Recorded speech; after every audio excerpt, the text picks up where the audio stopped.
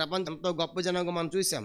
రెండవదిగా అబ్రహాముని వ్యక్తిగతంగా కూడా ఆస్వాదించినట్టుగా చూసాం. మూడవదిగా ఆయన నామమును గొప్ప చేశాడు, అది కూడా మనం చూస్తూ వచ్చాం. నాలుగవది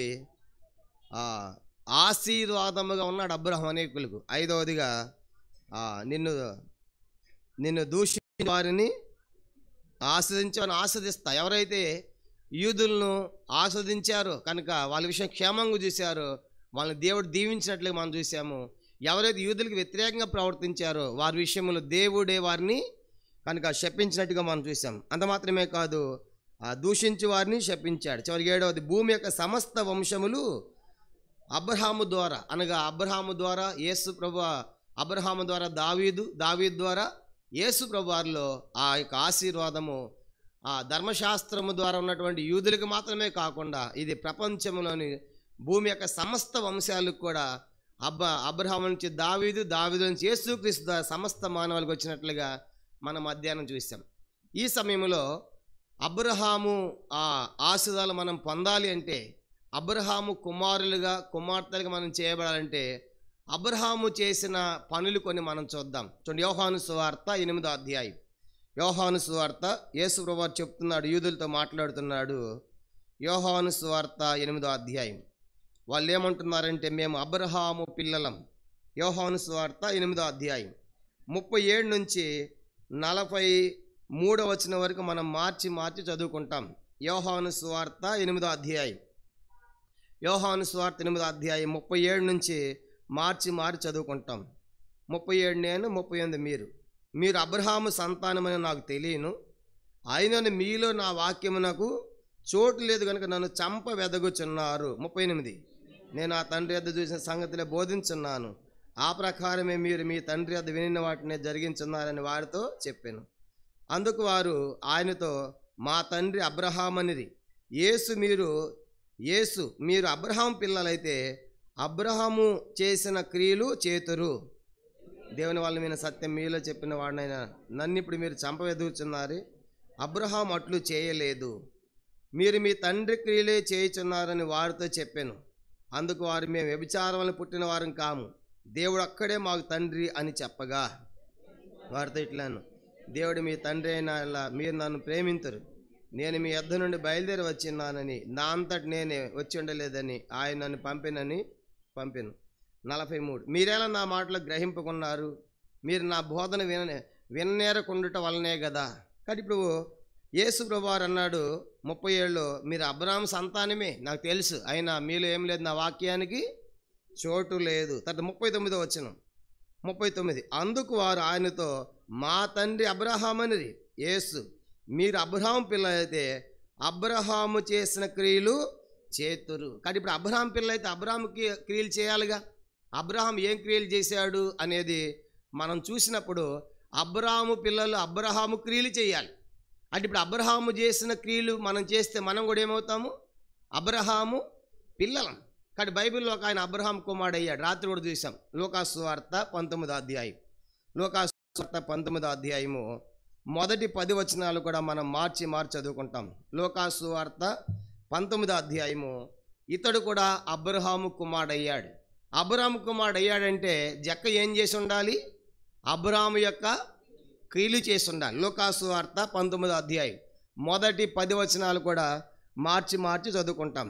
ఆయన సంచరించు ఎరుకో పట్టణంలో ప్రవేశించి దాని గుండా పోవచుండెను. చదవండి. ఇదిగో సింగపు గుత్తదారును ధనవంతుని జక్క అయిన పేరు గల ఒకడు యేసు ఎవరైనా చూడగోరని కానీ పొట్టివాడైందన్న జనులు గుంపు కొడింట వలన చూడలేకపోయాను.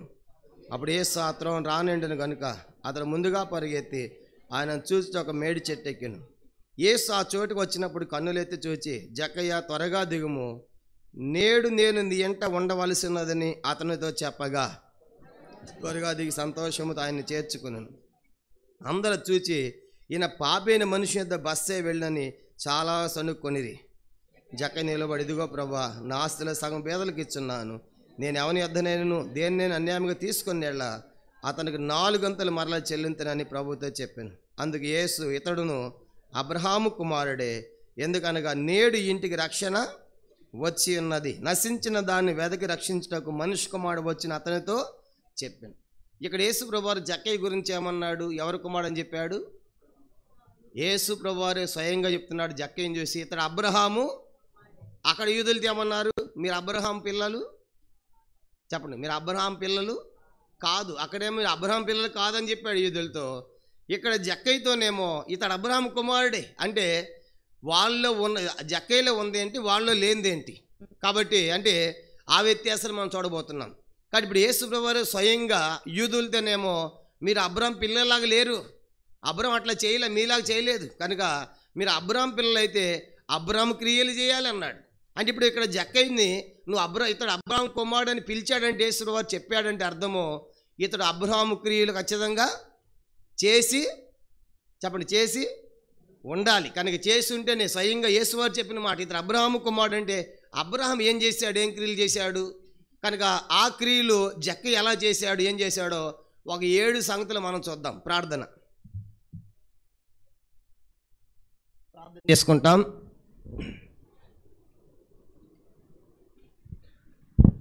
ప్రార్థన. పరలోకమందున్న మా తండ్రి, పరిశుద్ధ దేవ, మీ స్తోత్రాలు చెల్లించుకుంటున్నాం. చదివిన వాక్య భాగాలు మీరు దీవించండి, ఆస్వాదించండి తండ్రి. అబ్రహాముతో మీరు ఇచ్చిన వాగ్దానం, నేను నిన్ను ఆశీర్వదించేదను తండ్రి. ఈ యొక్క థీమ్ మీద గత 4వ దినంగా ప్రభు మీరు మాకు సహాయపడేందుకు స్తోత్రాలు. దీవెనకరంగా చేయండి. ఉదయకాలం కూడా కొన్ని సంగతులు చూసాం. ఈ రాత్రి ప్రభు అబ్రహాము పిల్లలు ఎలా ఉండాలి, ఏం చేయాలనే సంగతులు మేము నేర్చుకుంటున్నాం నీ యొక్క వాక్యం ద్వారా. కాబట్టి అబ్రహాం ఏం చేశాడు, ఆ క్రియలు చేసినప్పుడే మేము అబ్రహాం పిల్లలం. అలా అబ్రహాం పిల్లలు అయితేనే అబ్రహాం యొక్క వాగ్దానాలు మాకు స్వతంత్రించుకుంటాం, అప్పుడే మేము వారసులు అవుతాం. కాబట్టి అబ్రహాం క్రియలు చేయకుండా, అబ్రహాం పిల్లలుగా చేయబడకుండా ఆ వాగ్దానాలు మాకు ప్రాప్తించు. కాబట్టి ఈ రాత్రి అబ్రహాం యొక్క క్రియలు జక్కయ్య చేశాడు కాబట్టి జక్కయ్య గురించి మీరే చెప్పారు స్వయంగా, ఇతడు అబ్రహాము కుమారుడే. కాబట్టి ఈ రాత్రి ఇంకా కూర్చున్న వాళ్ళు ఎవరైతే ఈ అనుభవంలో లేరో వారందరితో మాట్లాడండి, సంధించండి, దర్శించండి, ఒప్పించండి.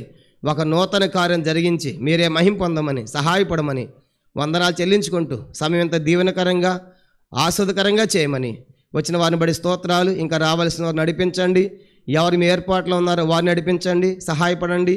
ఆలక్ష్యం వారిని సంధించి దర్శించి నిండి తీసుకొని రండి తండ్రి. ఇంకా వంశాల ఆయా విభాగాల్లో చైన్ ప్రార్థనలు గడుపుతున్న వారందరూ కూడా మీరు దీవించి ఆస్వాదించమని, ఆయక దాసులను కూడా సిలువసాడిన మరుగుపరచండి. నీ ప్రజలమైన మా అందరికీ అనగా మాకు అందరికి కావాల్సిన వాకులు దయచేసి మహిం పొందండి. వాక్యము నీది, సన్నిధి నీది, ప్రజల్ని వారు సమస్తము నీవి. మేము వట్టివారము, మట్టివారము, దీనులము, దరిద్రులము అని ఒప్పుకుంటూ మహిమ యావత్తు నీకు ఆరోపించుకుంటూ ఈ స్థలమంతటిలో ఏ మానవుడు మహిమ పొందకుండాను గాక. సిలువ యేసుక్రీస్తు వారు మాత్రమే మహిమ, ఘనత, స్తుతి, ప్రభావాలు పొందడానికి అర్హునిగా చేయమని మమ్మల్ని మేము తగ్గించుకుంటూ, దుమ్ము వంటి వాడును, ధూళి వంటి వాడును, పెంట గొప్ప మీద పురుగు వంటి వాడును, ఎందుకు పనికిరాని వాడును, నిష్ప్రయోజకుని ఒప్పుకుంటూ తండ్రి మీ సన్నిధి, మీ సహాయాన్ని యేసుక్రీస్తు వారి పరిశుద్ధమైన నామములో ప్రార్థించి వేడుకొనుచున్నాము తండ్రి. ఆమేన్. కాబట్టి ప్రియులారా, ఈ రాత్రి అబ్రహాము పిల్లలు అని పిలువబడాలి అంటే అబ్రహాము చేసినటువంటి కార్యాలు మనం కూడా చెయ్యాలి. కాబట్టి ఇప్పుడు అబ్రహాము ఆ యూదులు వచ్చేసి మేము అబ్రహాం పిల్లలమే అని యూదులు చెప్పుకుంటాం అంటే యేసుప్రభు అన్నాడు, మీరు అబ్రహాం పిల్లలైతే అబ్రహాము క్రియలు, అబ్రహాం యొక్క పనులు మీ లోపల నాకు కనబడాలి. కానీ మీరు అబ్రహాం పిల్లలాగా లేరు. కనుక ఏమన్నాడు, మీరు మీ తండ్రి ఎవరి సంబంధాలు అంట, అపవాది సంబంధులు. కనుక అందుకే వాడికిలే చేస్తున్నారంటే వాళ్ళు అన్నారు, లేదు మేము విచారాలు పుట్టిన వారిని కాము, మా తండ్రి ఎవరు, అబ్రహామే అని ప్రభుతో వాళ్ళు వాదించారు. కాబట్టి అక్కడ యేసుప్రభు యూదులతో అబ్రహాం పిల్లల్లాగా మీరు లేరు, అబ్రహాం కార్యాలు మీలో లేవని యేసుప్రభు అక్కడ చెప్పాడు. ఇక్కడేమో జక్కయ్య గురించి ఇతడు అబ్రహాము కుమారుడే. కాబట్టి ఈ రాత్రి నువ్వు అబ్రహాము కుమారుడుగా చేయబడకపోతే అబ్రహాంకి ఇచ్చిన వాగ్దానాలు మనం స్వతంత్రించుకోలేం. కాబట్టి అబ్రహాం యొక్క వాగ్దానాలు మనం పొందాలంటే మనం అబ్రహాం పిల్లలుగా చేయబడాలి. అబ్రహాం పిల్లలుగా చేయబడితే తప్ప ఆ వాగ్దానాలు పొందలేము, అబ్రహాం కుమారులుగా మనం చేయబడలేము. కాబట్టి రాత్రి అందుకే జక్కయ్య అబ్రహాం కుమారుడిగా పిలువబడుతూ వచ్చాడు. కనుక అంటే యేసుప్రభు వారు ఇచ్చిన సాక్ష్యం ఏంటంటే ఇతడు అబ్రహాం కుమారుడు అంటే అర్థం ఏంటంటే ఖచ్చితంగా జక్కయ్యలో అబ్రహాం యొక్క క్రియలు మనకు కనబడుతున్నాయి. అబ్రహాం ఏం క్రియలు చేశాడు, ఒక 7 సంగతులు మనం చూద్దాం. మొట్టమొదటిది చూడండి, అబ్రహాం యొక్క క్రియల్లో మొదటిది చూడండి, యోహాను సువార్త 8వ అధ్యాయం. యోహాను సువార్త మొదటి క్రియ, అబ్రహాములను మొదటి క్రియ. యోహాను సువార్త 8వ అధ్యాయం. యోహాను సువార్త 8వ అధ్యాయము 57 చూడండి, 56, 57 వచనాలు. యోహాను సువార్త 8వ అధ్యాయము 56, 57 అందరం కలిసి చదువుకుంటాం. మళ్ళీ నేను అడుగుతాను, చెప్పాలి కనుక 56, 57 చదవండి. మీ తండ్రి అయిన అబ్రహాము నా దినము చూతునని మిగుల ఆనందించెను, అది చూచి సంతోషించెను. 57 అందుకు యూదులు, నీకు ఇంకను 50 సంవత్సరాలు లేవే, నీవు అబ్రహామును చూచితివా అని ఆయనతో చెప్పగా, యేసు అబ్రహాం పుట్టక మునిపే నేను ఉన్నానని మీతో నిశ్చయముగా చెప్పుచున్నాను. అబ్రహాములో మొదటి సంగతి ఏంటంటే 56లో అబ్రహాము ఎవరిని చూడాలని ఆశపడ్డాడంట? అందరు చెప్పాలి, ఎవరిని చూడాలంట? యేసు ప్రభువుని చూడాలని ఆశ ఎవరిలో ఉంది? అబ్రహాములో ఉంది. అది ఇప్పుడు యేసు వారు చెప్తున్నాడు, మీరు అబ్రహాం పిల్లలైతే ఆయన కుమారుడు యేసు ప్రభువుని చూడాలని మీకు ఆశ ఉండాలి కదా. అబ్రహాం ఆ దినాల్లోనే కనుక రాకముందే కనుక నన్ను చూడాలి, ఆ దినం నన్ను చూడాలని ఆయన మిగుల ఆశపడ్డాడు, ఆనందించాడు. కానీ చూశాడు కూడా. మధ్యాహ్నం చెప్పాను, చూశాడా లేడు అబ్రహాము యేసు ప్రభువుని ఎక్కడ చూశాడు? మోరియా పర్వతం మీద ఉన్నటువంటి ఆ గొర్రెపిల్లే. కనుక ఆ గొర్రెపిల్ల లోక పాపను మోసుకొని పోవు దేవుని గొర్రెపిల్ల కాబట్టి ఆ దినాన్ని చూశాడు. నన్ను కూడా చూశాడంటే వీళ్ళు అంటున్నారు, నీకు 50 సంవత్సరాలు లేవే, నువ్వు మొన్నమని పుట్టినాడు కదా, 50 సంవత్సరాలు కూడా లేవు కదా. అబ్రహాం నీకెట్టా తెలుసు అంటా ఉంటే, అబ్రహాం పుట్టక ముందే నేను ఉన్నాను అంటే అబ్రహాం క్రియ ఏంటంటే అబ్రహాము దేవుణ్ణి చూడాలి అనేటువంటి ఆశ ఎవరిలో చెప్పండి? అబ్రహాములో ఉండాలి. కాబట్టి ఈ రాత్రి కూర్చోవడం అందరి జీవితాల్లో కూడా మన అబ్రహాం పిల్లలుగా చేయబడాలి అంటే మొట్టమొదటి ఆశ ఎవరుండాలి? ఎవరిని చూడాలి చెప్పండి? దేవుని చూడాలి అనే ఆశ ఉండాలి. కనుక ఆ కోరిక ఉండాలి. అది అబ్రహామును మనం చూస్తాం. ఎన్నోసార్లు ఏదైనా ముఖ్యమంత్రి వస్తూ ఉంటేనో ప్రధానమంత్రి వస్తూ ఉంటేనే అబ్బా గ్రౌండ్లో వచ్చి చూసేద్దాం పదండి ఎంత ఆశపడతారు, ఎన్ని తిప్పలు పడతారు, ఎన్ని బస్సులు పెడతా ఉంటారంటే జన కుప్పలు తెప్పలుగా పోతూ ఉంటారు. ఆయనతో ఫోటో దిగుతాను చూడటానికి, లోకములు అన్నీ చూడటానికి, ఏదైనా మంచి పిక్నిక్ అంటేనో మంచి పార్క్ అంటేనో ఎన్నో రకాల ఆశలు మనం ఉన్నాయి. కనుక ఎన్నో రకాలు చూడాలని ఆశపడతాం. కానీ వాటి అన్నిటికంటే ప్రాముఖ్యమైనది యేసు ప్రభువుని చూడాలి, దేవుని చూడాలనే ఆశ మనకి ఎవరు కనపడుతుంది? మొట్టమొదట అబ్రహాములో కనబడి. ఇది మొదటి లక్షణం. ఇప్పుడు అబ్రహాం కుమారుడు జక్కయ్య, అబ్రహాం కుమారుడు ఎందుకు అయ్యాడంటే జక్కయ్యలో కూడా ఇదే ఆశ. వార్త 19వ అధ్యాయం చూడండి, జక్కయ్యలో కూడా ఏం ఆశ ఉందంటే ఎవరు చూడాలనుకున్నాడంటే ఆయన? లూకాసు వార్త 19వ అధ్యాయం మొదటి 2 వచనాలు మనం చదువుదాం. కనుక మొదటి 2 వచనాలు, లూకాసు వార్త 19వ అధ్యాయం మొదటి 2 వచనాలు చదవండి. ఆయన సంచరించుచు యెరికో పట్టణంలో ప్రవేశించి దాని గుండా పోవచుండెను. ఇదిగో సొంకపు గుత్తదారును ధనవంతుడైన జక్కయ్య అని పేరు గల ఒకడు. 3వ వచనం, యేసు ఎవరో అని చూడగోరెను. కానీ ఇప్పుడు అబ్రహాములో ఆశ చెప్పండి, ఎవరు చూడాలనుకున్నాడు? నా దినాన్ని నన్ను చూడాలనుకున్నాడు అబ్రహాము, చూశాడు. కనుక అబ్రహాములో యేసును చూడాలని ఆశ ఉంది, దేవుని చూడాలని ఆశ ఉంది. కనుక ఇప్పుడు అదే ఆశ ఎవరిలో కనపడుతుంది? మనకి జక్కయ్యలో కనపడుతుంది. జక్కయ్య సామాన్యమైన వ్యక్తి కాదు, కనుక ట్యాక్స్ కలెక్టర్, కనుక పన్ను వసూలు చేసేవాడు. ఎంతోమంది జక్కయ్య దగ్గరికి వస్తూ ఉన్నారు. పన్ను కట్టే క్రమంలో అందరూ చెప్పుకుంటున్నాడు, యేసు ప్రభువారంట ఆ యెరూషలేములో చనిపోయిన లాజరును బ్రతికించాడంట అని చెప్పుకుంటున్నారు. యేసు ప్రభువారంట ఆ కుష్ఠరోగిని బాగు చేశాడంట. యేసు ప్రభువారు ఆ చెవిటివానికి వినపడేట్టు చేశాడంట, మోగవానికి మాటలు ఇచ్చాడంట. ఇలా అద్భుతాలన్నీ కూడా చెప్పుకుంటా ఉంటే ఇవన్నీ ఎవరి చెవులో పడ్డాయి చెప్పండి? జక్కయ్య చెవులో. యేసుడు అంత గొప్ప దేవుడా, అయితే నేను కూడా ఆయన ఏం చేయాలి? చూడాలని ఆశ పుట్టింది జక్కయ్యలో. కాబట్టి జక్కయ్యలో ఆశాడు కారణం ఏంటంటే ఈ చెప్పిన సంగతులన్నీ వింటూ వచ్చాడు కాబట్టి నేను కూడా యేసును చూడాలి అని ఆశ ఉంది. కాబట్టి మొదటి సంగతి ఏంటంటే అబ్రహాములో ఏం ఆశ ఉందో సేమ్ జక్కయ్యలో కూడా అదే ఆశ మనకు కనబడుతుంది. ఇద్దరిలో కూడా ఏమని చెప్పండి, ఏమని చూడాలంట? యేసును చూడాలి అనే ఆశ. చాలామందికి అనుకుంటారు కానీ చూడాలని అంతటితో ఆగిపోతారు. యేసును చూడాలంటే ఏం చేయాలి? ఒక అడుగు ముందుకేయాలి. చెప్పండి, ఏం యేసును చూడాలంటే మన ఇంట్లో కూర్చుంటే యేసును చూడాలంటే ఎట్లాగు? కాబట్టి ఇప్పుడంటే అలా అంత ఆన్లైన్ వచ్చింది కాబట్టి ఇంట్లో చూసేవాళ్ళు కూడా ఉంటారు. కాబట్టి అట్లా కాదు, యేసును చూడాలంటే యేసు దగ్గరికి వెళ్ళాలి, కనుక రావాలి కదా. కానీ ఇప్పుడు మొదటి లక్షణం ఏంటంటే అబ్రహాము యేసును చూడాలనుకున్నాడు, సేమ్ జక్కయ్య కూడా యేసు ప్రభువులో ఆశ ఉంది. రెండో లక్షణం చూడండి. రెండో లక్షణము మనం గమనించి అబ్రహాములో రెండో లక్షణం ఆదికాండము 18వ అధ్యాయం. ఆదికాండం 18వ అధ్యాయము. ఆదికాండము 18వ అధ్యాయము 2వ వచనం. మొదటి 2 వచనాలు చదువుకుంటాం. ఆదికాండము 18వ అధ్యాయము మొదటి 2 వచనాలలో ఇది అబ్రహాములో ఉన్నటువంటి 2వ లక్షణం. 18వ అధ్యాయం మొదటి 2 వచనాలు. మరియు మమ్రే దగ్గర ఉన్న సింధూర వనములో అబ్రహాము ఎండవేళ గుడారపు ద్వారమందు కూర్చుని ఉన్నప్పుడు యెహోవా అతను కనబడును. అతడు కన్నులెత్తి చూచినప్పుడు 3 మనుష్యులు అతని ఎదుట నిలవబడి ఉండి అతడు వారిని చూచి గుడారపు వాటి నుండి వారిని ఎదుర్కొన్నట్టుకు పరిగెత్తి నేల మట్టుకు వంగి. ఇప్పుడు మనకేం అర్థం అవుతుందంటే, రెండవదిగా దేవుని చూడాలని ఆశటువంటి అబ్రహాముకు ఒక దినము ఆ గుడారపు ద్వారమందు ఆ సింధూర వనములో గుడారం బయట కూర్చున్నాడు ఎండలో. కనుక ఆ గుడారం మందు కూర్చున్నప్పుడు 3 దేవదూతలు 3 మనుషులు వచ్చారు. రాగానే వాళ్ళని చూసినప్పుడు ఏం చేస్తున్నాడు చెప్పండి? అబ్రహాము ఏం చేస్తున్నాడు? ఏం మాట్లాడట్లేదు. పరిగెత్తాడా నెమ్మదికి పోయాడా? అప్పుడు అబ్రహాం వయసు ఎంత? 99. ఎంత? 17వ అధ్యాయం చూడండి ఎంత అతని వయసు ఎంతో. ఆదికాండం 17వ అధ్యాయం మొదటి వచనం. 17వ అధ్యాయం మొదటి వచనం.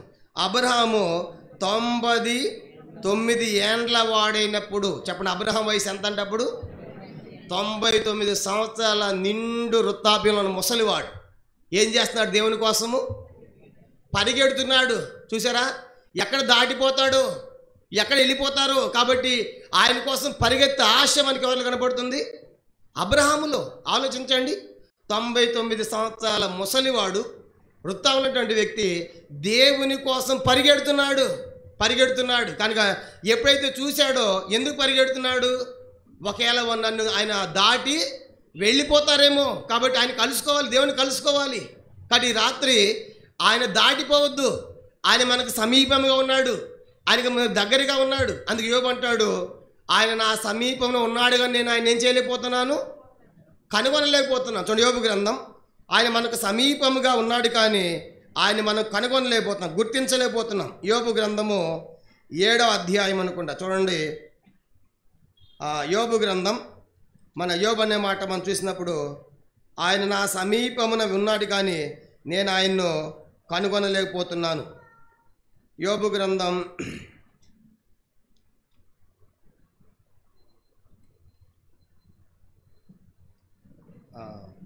దొరికింది ఎవరికైనా?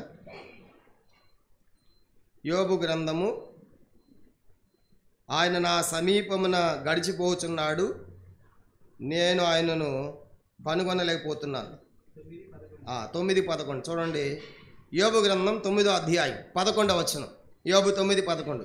ఇదిగో ఆయన నా సమీపమున గడిచిపోతున్నాడు కానీ నేను ఆయనను కనుగొనలేను, నా చేరువను పోతున్నాడు కానీ ఆయన నాకు కనబడడు. కాబట్టి ఇప్పుడు ఆయన సమీపంగా ఉన్నాడు కానీ ఆయన గుర్తించలేని స్థితిలో ఈనాడు అనేక మంది ఉన్నారు. యేసు ప్రభువారు సమీపంగా వచ్చాడు యూదులకి, కానీ వాళ్ళు గుర్తించలేకపోయారు, గ్రహించలేకపోయారు. ఈ రాత్రి కూడా ఆయన మనకు సమీపముగా ఉన్నాడు. అందుకే ఆయన సమీపమున ఉండగానే ఆయన ఏం చేయాలంటే మనము యెషయా గ్రంథం అంటాడు, ఆయన సమీపంలో ఉండగానే ఆయన వేడుకొనుడి. చూసారా? ఆయన సమీపం ఉండగానే యెషయా గ్రంథం, ఆయన మీకు సమీపంగా ఉన్నప్పుడే, దగ్గరగా ఉన్నప్పుడే మనం ఏం చేయాలంటే ఆయనను వేడుకోవాలి. యెషయా గ్రంథం 55వ అధ్యాయం 6వ వచనం. యెషయా గ్రంథము 55వ అధ్యాయము 6వ వచనం. యెహోవా మీకు దొరుకు కాలమునందు ఆయనను వెదకుడి, ఆయన సమీపములో ఉండగా ఆయనను వేడుకొనుడి. ఆయన దొరికే కాలంలోనే ఆయన పట్టుకోండి, ఆయన సమీపంగా ఉన్నప్పుడు వెతకండి. ఒకవేళ సమీపంగా వచ్చినప్పుడు కనుక నువ్వు పరిగెత్తకపోతే, నువ్వు ఆయన కనుగొనలేకపోతే ఆయన దాటిపోతాడేమో. అందుకే గుడ్డివాడు ఏం చేస్తాడంటే, రెండు కళ్ళు లేవు, గుడ్డివాడు కూర్చున్నాడు, యేసువారు వెళ్తా ఉన్నాడు, ఆయన దాటిపోతున్న చప్పుడు విన్నాడు. చప్పుడు విని ఆయన దాటిపోకముందే పట్టుకోవాలి. నా అంధత్వం పోగొడతాడు, నా గుడితనాన్ని పోగొడతాడు. కాబట్టి ఆయనను దాటిపోకముందే ఆయన కేక వేయాలని ఆయన దాటిపోకముందే కేక వేస్తున్నాడు. లూకాసు వార్త 18వ అధ్యాయం. లూకాసు వార్త 18వ అధ్యాయము చూడండి. ఆయన దాటిపోకముందే ఆయన పట్టుకోవాలి, ఆయన కలుసుకోవాలనేటువంటి ఆశ గుడ్డివానిలో ఉంది.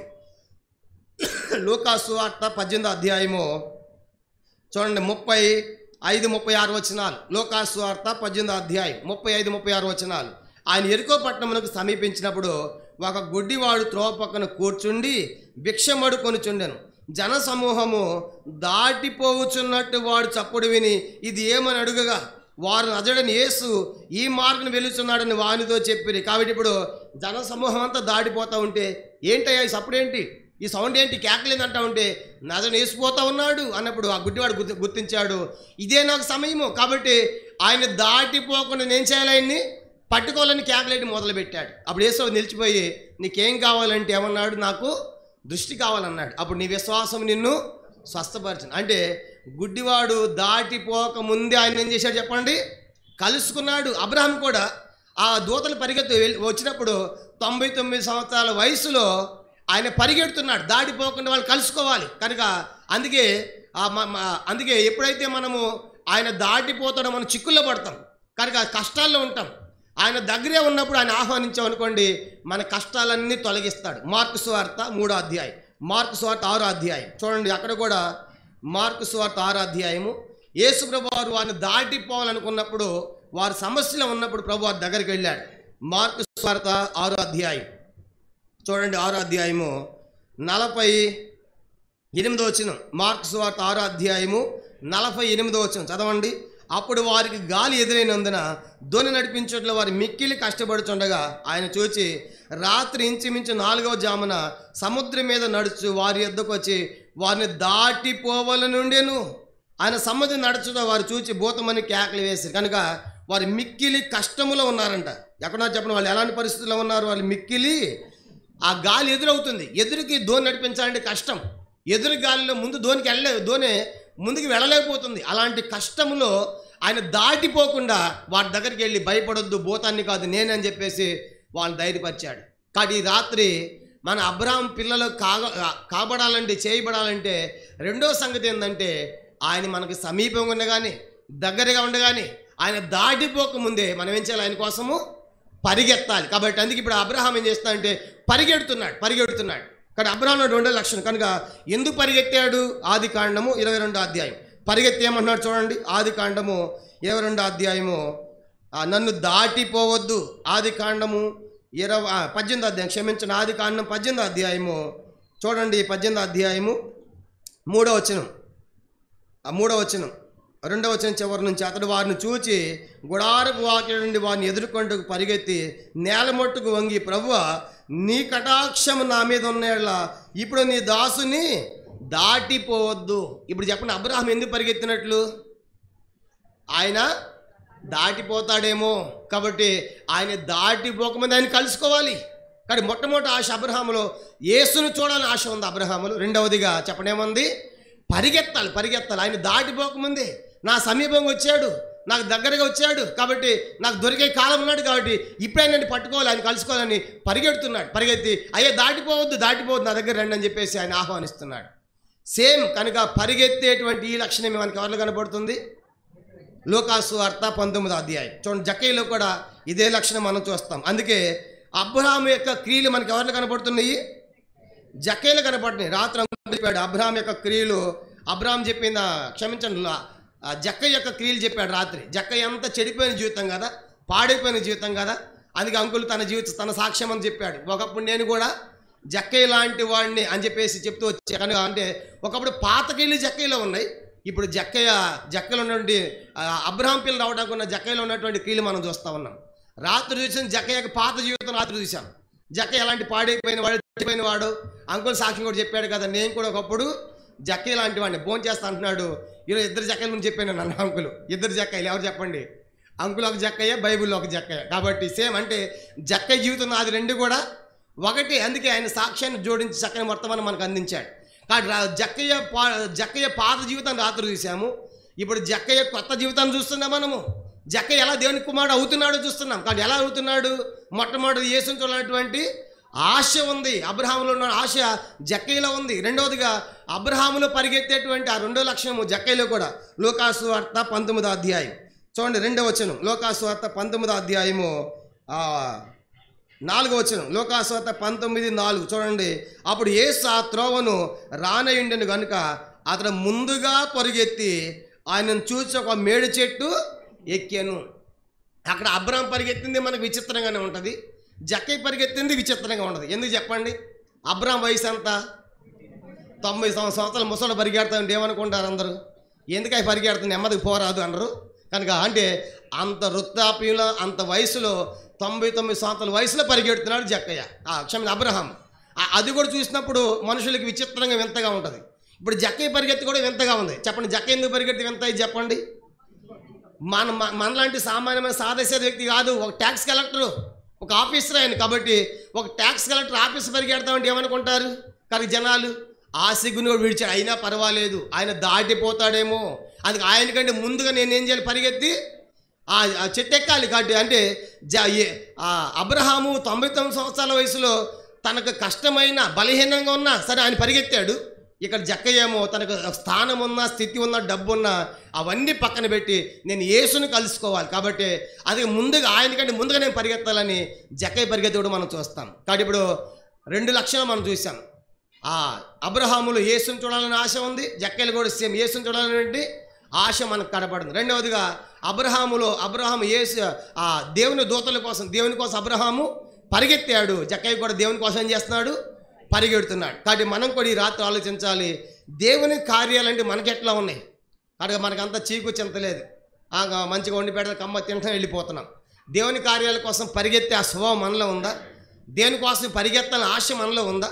దేవుని కోసం పరిగెత్తాలని తృష్ణ మనలో ఉందా? ఆలోచించండి. దేనికోసం పరిగెడుతున్నాం? పరుగులు రకరకాలుగా ఉన్నాయి. ఉదాహరణగా గెహాజీ పరిగెత్తాడు. దేనికి పరిగెత్తాడు? గెహాజీ ఆ బంగారు వస్త్రాల కోసం పరిగెత్తాడు, కుషి తెచ్చుకున్నాడు. కనుక లోకంలో రకరకాల పరుగు. కనుక బంగారం కోసం పరిగెత్తేవాళ్ళు, డబ్బు కోసం పరిగెత్తేవాళ్ళు ఉన్నారు. ఈ రాత్రి దేవుని కోసం పరిగెత్తేవాళ్ళు ఎక్కడ? కాబట్టి అందుకే అబ్రహాం పరిగెత్తాడు, సేమ్ జక్కయ్య కూడా పరిగెత్తాడు. ఇది 2వ లక్షణం. అందుకే ఇప్పుడు జక్కయ్య గురించి యేసు చెబుతున్నాడు, ఇతడు అబ్రహాము కుమారుడు. అంటే ఇప్పుడు జక్కయ్యలో ఎవరి కీలు కనబడుతున్నాయి? యేసు వారికి అబ్రహాము కీలు కనబడుతున్నాయి, అబ్రహాం యొక్క లక్షణాలు కనబడుతున్నాయి. అందుకే ఇతడు అబ్రహాము కుమారుడే అని చెప్పగలిగాడు. 3వ చూడండి, జక్కయ్యలో అబ్రహాంలో ఉన్నటువంటి 3వ లక్షణం, అబ్రహాంలో ఉన్న 3వ లక్షణము ఆదికాండం 18వ అధ్యాయం.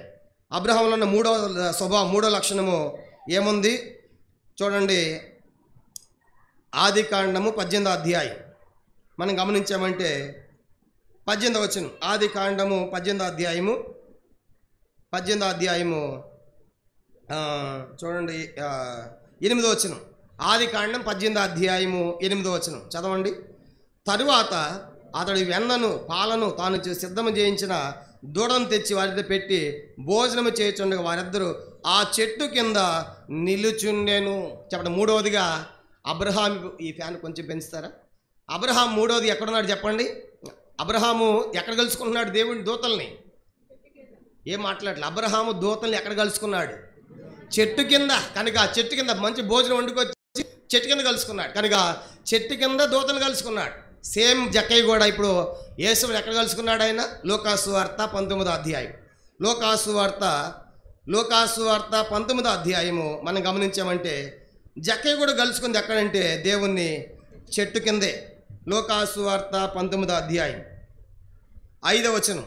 లూకాసు వార్త 19వ అధ్యాయము 5 చదువుదాం. 5. ఆ చోటికి వచ్చినప్పుడు, ఏ చోటికి? మేడి చెట్టు ఎక్కాడు. 4వ వచనంలో మేడి చెట్టు ఎక్కాడు. 5వ వచనం. ఆ చోటికి వచ్చినప్పుడు కన్నులెత్తి జక్కయ్య త్వరగా దిగుము, నేడు నేను నీ ఎంట ఉండవలసినది అతనితో చెప్పగా. కానీ ఇప్పుడు మేడి చెట్టు మీద కూర్చున్నాడు, మేడి చెట్టు ఎక్కాడు 4వ వచనంలో. 5వ వచనంలో యేసు వారు వచ్చి జక్కయ్యని పిలిచాడు. కనుక ఇప్పుడు చెట్టు దిగాడు. ఏ చెట్టు అది? మేడి చెట్టు. కనుక అబ్రహాం కలుసుకుంది చెట్టు కిందే దేవదూతల్ని, జక్కయ్య కూడా కలుసుకుంది ఎక్కడ చెప్పండి? చెట్టు కిందే. కాబట్టి అంటే మనకు అబ్రహాములు ఏం కనబడుతుంది? ఎవరు ఆ లక్షణం ఎవరు కనబడుతుంది మనకి?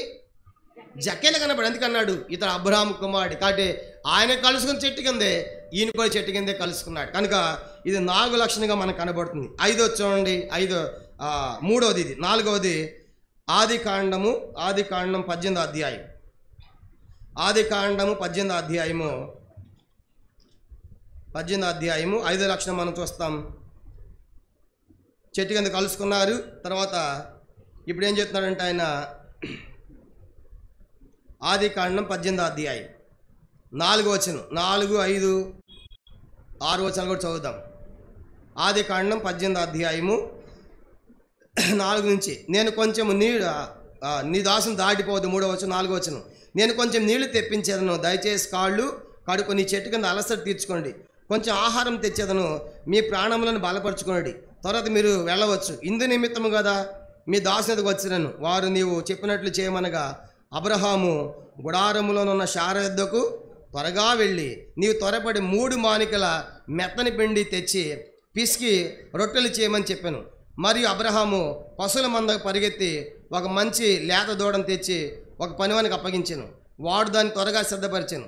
తర్వాత అతడు వెన్నను పాలను తాను సిద్ధం చేయించిన దూడను తెచ్చి వారికి పెట్టి వారి భోజనం చేయుచుండగా ఆ చెట్టు కింద నిలుచుండాను. ఇక మనం అర్థమైంది ఏంటంటే, 3వ సంగతి కలుసుకోవటమే కాదు కానీ ఇప్పుడు అబ్రహాము ఆ 3 దూతలకు ఏం చేస్తాడు చెప్పండి? మంచి ఆతిథ్యం. చెప్పండి, ఎలాంటి ఆతిథ్యం అంట? మంచి ఆతిథ్యం. ఇప్పుడు వాళ్ళ దగ్గరికి వెళ్ళాడు. అయినా మమ్మల్ని దాటిపోవద్దు, దయచేసి మీ కటాక్షం మా మీద ఉంటే మా దగ్గర నన్ను పిలిచి ఆహ్వానించాడు ఆ దూతలను. ఆ 3 కూడా వచ్చిన తర్వాత వాళ్ళు పెట్టి పరిగెత్తుకుంటే శారమ్మ దగ్గరికి వెళ్ళారు. శారమ్మ దగ్గరికి వెళ్ళి, ఏమ్మా మన ఇంటికి దేవదూతలు వచ్చారు, దేవుని సేవకులు వచ్చారు, కానీ వాళ్ళకి ఏం చేయాలి? మనము మంచి భోజనం చేయాలి, కానీ మంచి భోజనం చేయాలి, మంచి ఆతిథ్యం చేయాలన్నారు. ఇప్పుడు శారా అన్నారు, నీకు పని పాటలేదా కనుక ఎంత అంటే ఆయన భోజనం కూడా ఎంత చెప్పాడు చూడండి. ఆ భోజనం లిస్ట్ కూడా మనం చూసామంటే ఎంత అంట? 3 మానికలు. 3 మానికలు అంటే ఎన్ని కేజీలు? కేజీ అంటే మానిక అంటే 2 కేజీలు. చెప్పండి, మానిక అంటే ఎంత? అంతే కదా. ఆంధ్రాలో మా వైపు అరసడు అంటాడు, సోల అంటారు, తవిడు అంటారు, మానిక అంటారు. అదన్నమాట. ఎవరు ఉన్నారా తెలిసే వాళ్ళకి? అది అరసడు అంటే 1/2 కేజీ అన్నమాట. సోల అంటే 1/2 కేజీ, 1/2 కేజీ. కాబట్టి ఆ భాషలో చెప్పామంటే ఇప్పుడున్న వాళ్ళకి అందరూ అర్థం కాదు. ఇక్కడ పుట్టిన వాళ్ళందరూ కూడా సిటీలో పుట్టారు కాబట్టి అవన్నీ అర్థం కాదు. ఆ భాష కేజీలు చెబుతాం. కాబట్టి ఇది 6 కేజీలు. చెప్పండి, ఎన్ని కేజీలు? అంతే నారేనా? 3 కేజీలా? 3 కేజీలు. 3 కేజీల పిండి ఇప్పుడు ఏం చేయాలంట? శారమ్మ పిసకాలి. 3 కేజీల పిండి. 3 కేజీల పిండి రొట్టెలు చేయాలి. రొట్టెలు చేసిన తర్వాత ఇంకేం పెట్టాలంట? ఆ రొట్టెలు చేశారు. 3 కేజీల పిండి రొట్టెలు. తర్వాత మంద పరిగెత్తి ఒక మంచి లేద్దోడు తెచ్చాడు, పని వరకు అది చేశారు. తర్వాత వెన్నను పాలను, ఎన్ని ఐటమ్స్ పెట్టాడు అబ్రహాము. మంచి లేత దూడ, రొట్టెలు, వెన్న, పాలు, ఇవన్నీ కూడా సమృద్ధిగా పెట్టాడు. మంచి ఆతిథ్యం మనకు ఎవరు కనపడుతుంది? చెప్పండి, ఎవరు కనపడుతుంది? అబ్రహాములో. లోతుడు ఆతిథ్యం చేశాడు. లోతు దగ్గర కూడా దూతలు పోయారు. లోతు దగ్గర కూడా దూతలు పోయారు. లోతు ఎలాంటి ఆతిథ్యం పెట్టాడు? లోకాసు ఇదే అధ్యాయం 19వ వచనం. ఆదికాండము చూడండి, లోతు యొక్క ఆతిథ్యం ఎలా ఉందో చూడండి. ఆదికాండం 19వ అధ్యాయం. 19వ అధ్యాయం మొదటి 3 వచనాలు మనం చదువుతాం. మొదటి 3 వచనాలు. ఆదికాండం 19వ అధ్యాయం. ఆ సాయంకాలం ముందు 2 దేవదూతలు సొదొమ చేరినప్పటికీ లోతు సొదొమ గౌని వద్ద కూర్చుని ఉండెను. లోతు వారిని చూచి వారిని ఎదుర్కొంటకు లేచి సాష్టాంగ నమస్కారం చేసి, నా ప్రభువులారా, దయచేసి మీ దాసుని ఇంటికి వచ్చి రాత్రి వెళ్ళబుచ్చి కాళ్ళు కడుక్కొనడి. మీరు పెందల లేచి మీ త్రోవని వెళ్ళవచ్చునను. అందుకు వారు, అలా కాదు, నడివీధులని రాత్రి వెళ్ళబుచ్చామని చెప్పారు. అయిన తర్వాత మిక్కిలి బలవంతం చేయగా వారు అతని తట్టు తిరిగి అతని ఇంట ప్రవేశించిరి. అతడు వారికి విందు చేసి పొంగని రొట్టెలు కాల్చగా వారి భోజనము చేసిరి. అక్కడ అందరూ ఆయన చూడాలి. అబ్రాహాము దగ్గరికి వెళ్ళినప్పుడు వాళ్ళు రమ్మనగానే ఏమన్నారు? నువ్వు చెప్పినట్లే వెంటనే వస్తామన్నారా వద్దన్నారా? చూడండి ఏమన్నారు వెంటనే. 18వ అధ్యాయము 5వ వచనములో, వారు నీవు చెప్పినట్లు చేయమన్నగా 5వ వచనం చివరి వచనం. కనుక అయ్యా మా ఇంటికి వచ్చి భోజనం చేయండి అంటే నువ్వు చెప్పినట్టు చేయి, రెడీ చేయమన్నారు. ఇక్కడ ఏమంటున్నారు చెప్పండి దేవదూతలు? మీ ఇంటికి రాము, మేము ఎక్కడ ఉంటాము? నడివీధులు ఉంటాం. అక్కడే వస్తామంటున్నారు. ఇక్కడేమో అక్కడెందుకు? అబ్రాహాము సంగతి తెలుసు వాళ్ళకి. అబ్రాహాము మంచి ఇచ్చేవాడు కాబట్టి ఎన్ని పెట్టాడు? రొట్టెలు, లేత దూడ మాంసము, ఇంకా పాలు, ఇంకా ఇన్ని ఐటమ్స్ పెట్టాడు. ఇప్పుడు లోతు ఏం పెట్టాడు చెప్పండి? ఏం పెట్టాడంట? పొంగని రొట్టెలు, ఇంకా అంతే. మరి ఆ రొట్టెలకు ఏం వేసాడో తెలియదు మనకి. అంటే లోతు ఆతిథ్యం సరిగా లేదు, చూసారా? కాబట్టి ఆతిథ్యం ఇచ్చే విషయంలో అబ్రహాములాగా ఇవ్వాలి. ఆతిథ్యం ఇచ్చే విషయం అబ్రహాముకి ఇస్తే అబ్రహాంకి ఏం జరిగిన తర్వాత మంచిగా తిన్న తర్వాత వాళ్ళు అతను దీవించారు. మీదడిగా నీకేమొస్తాడు? కుమారుడిస్తాడు. అంటే దైవ సేవకులు చేసే ఆతిథ్యం ఒట్టొట్టిది కాదు. కనుక ఒట్టొట్టిగా మీరు ఆతిథ్యం పెట్టుడు ఇచ్చుడు ద్వారా మీకు దీవెన లేకుండా పోవు. వాళ్ళు తిన్న తర్వాత వాళ్ళు దీవించారు. నీ భార్య ఎక్కడంటే గుడారు సాగుతున్నప్పుడు మీదటికి నిర్ణయ కాలానికి నీకు ఒక కుమారుడు పుడతాడు. ఎంత గొప్ప ఆశీర్వాదం.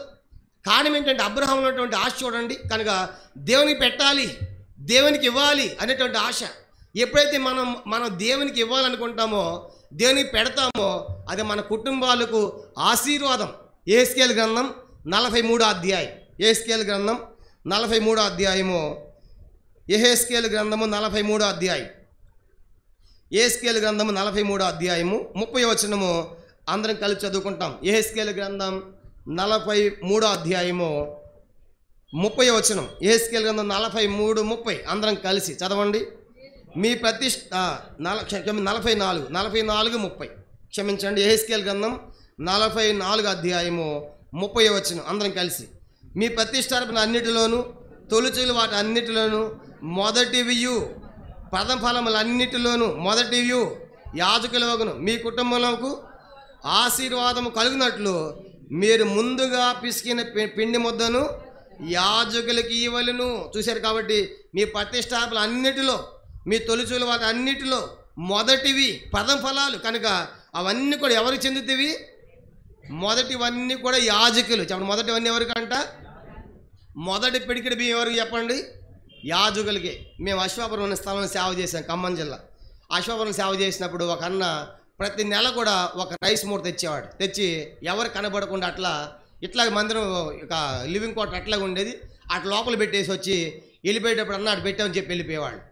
ఏంటంటే ఒకరోజు అడిగాను, ఏంటన్నా బియ్యం అంటే, రోజు అంటే వాళ్ళు పాత్రలు వేసిన తర్వాత ఒక పిడికెట్ తీసి పక్కన పెడతారంట. అవి ఒక నెల 2 నెలలు అయిన తర్వాత తెచ్చి ఆడ అంటే వాళ్ళ అర్థం ఏంటి? ఈరోజు ఈ పిడికి మీరు మొదటి ముద్ద ఎవరికి ఇస్తున్నాం? మేము యాజకునికి. చూసారా, మొదటి ఎవరికి ఇవ్వాలంట?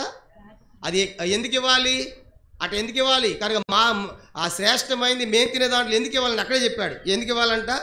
మీ కుటుంబములకు ఆశీర్వాదము కలిగినట్లు. చూసారా, మీరు ఇచ్చేటువంటి మీకు ఆస్వాదం కావాలంటే మొదటి ఫలం ఇవ్వండి, మొదటిది ఇవ్వండి, మొదటి ముద్ద ఇవ్వండి కనుక అని చెప్పేసి దేవుని యొక్క వాక్యం ఉంది కాబట్టి మొదటివి. అందుకే మన పల్లి ప్రాంతాలకు పోయినప్పుడు అన్నీ కూడా రైస్ వస్తూ ఉంటాయి.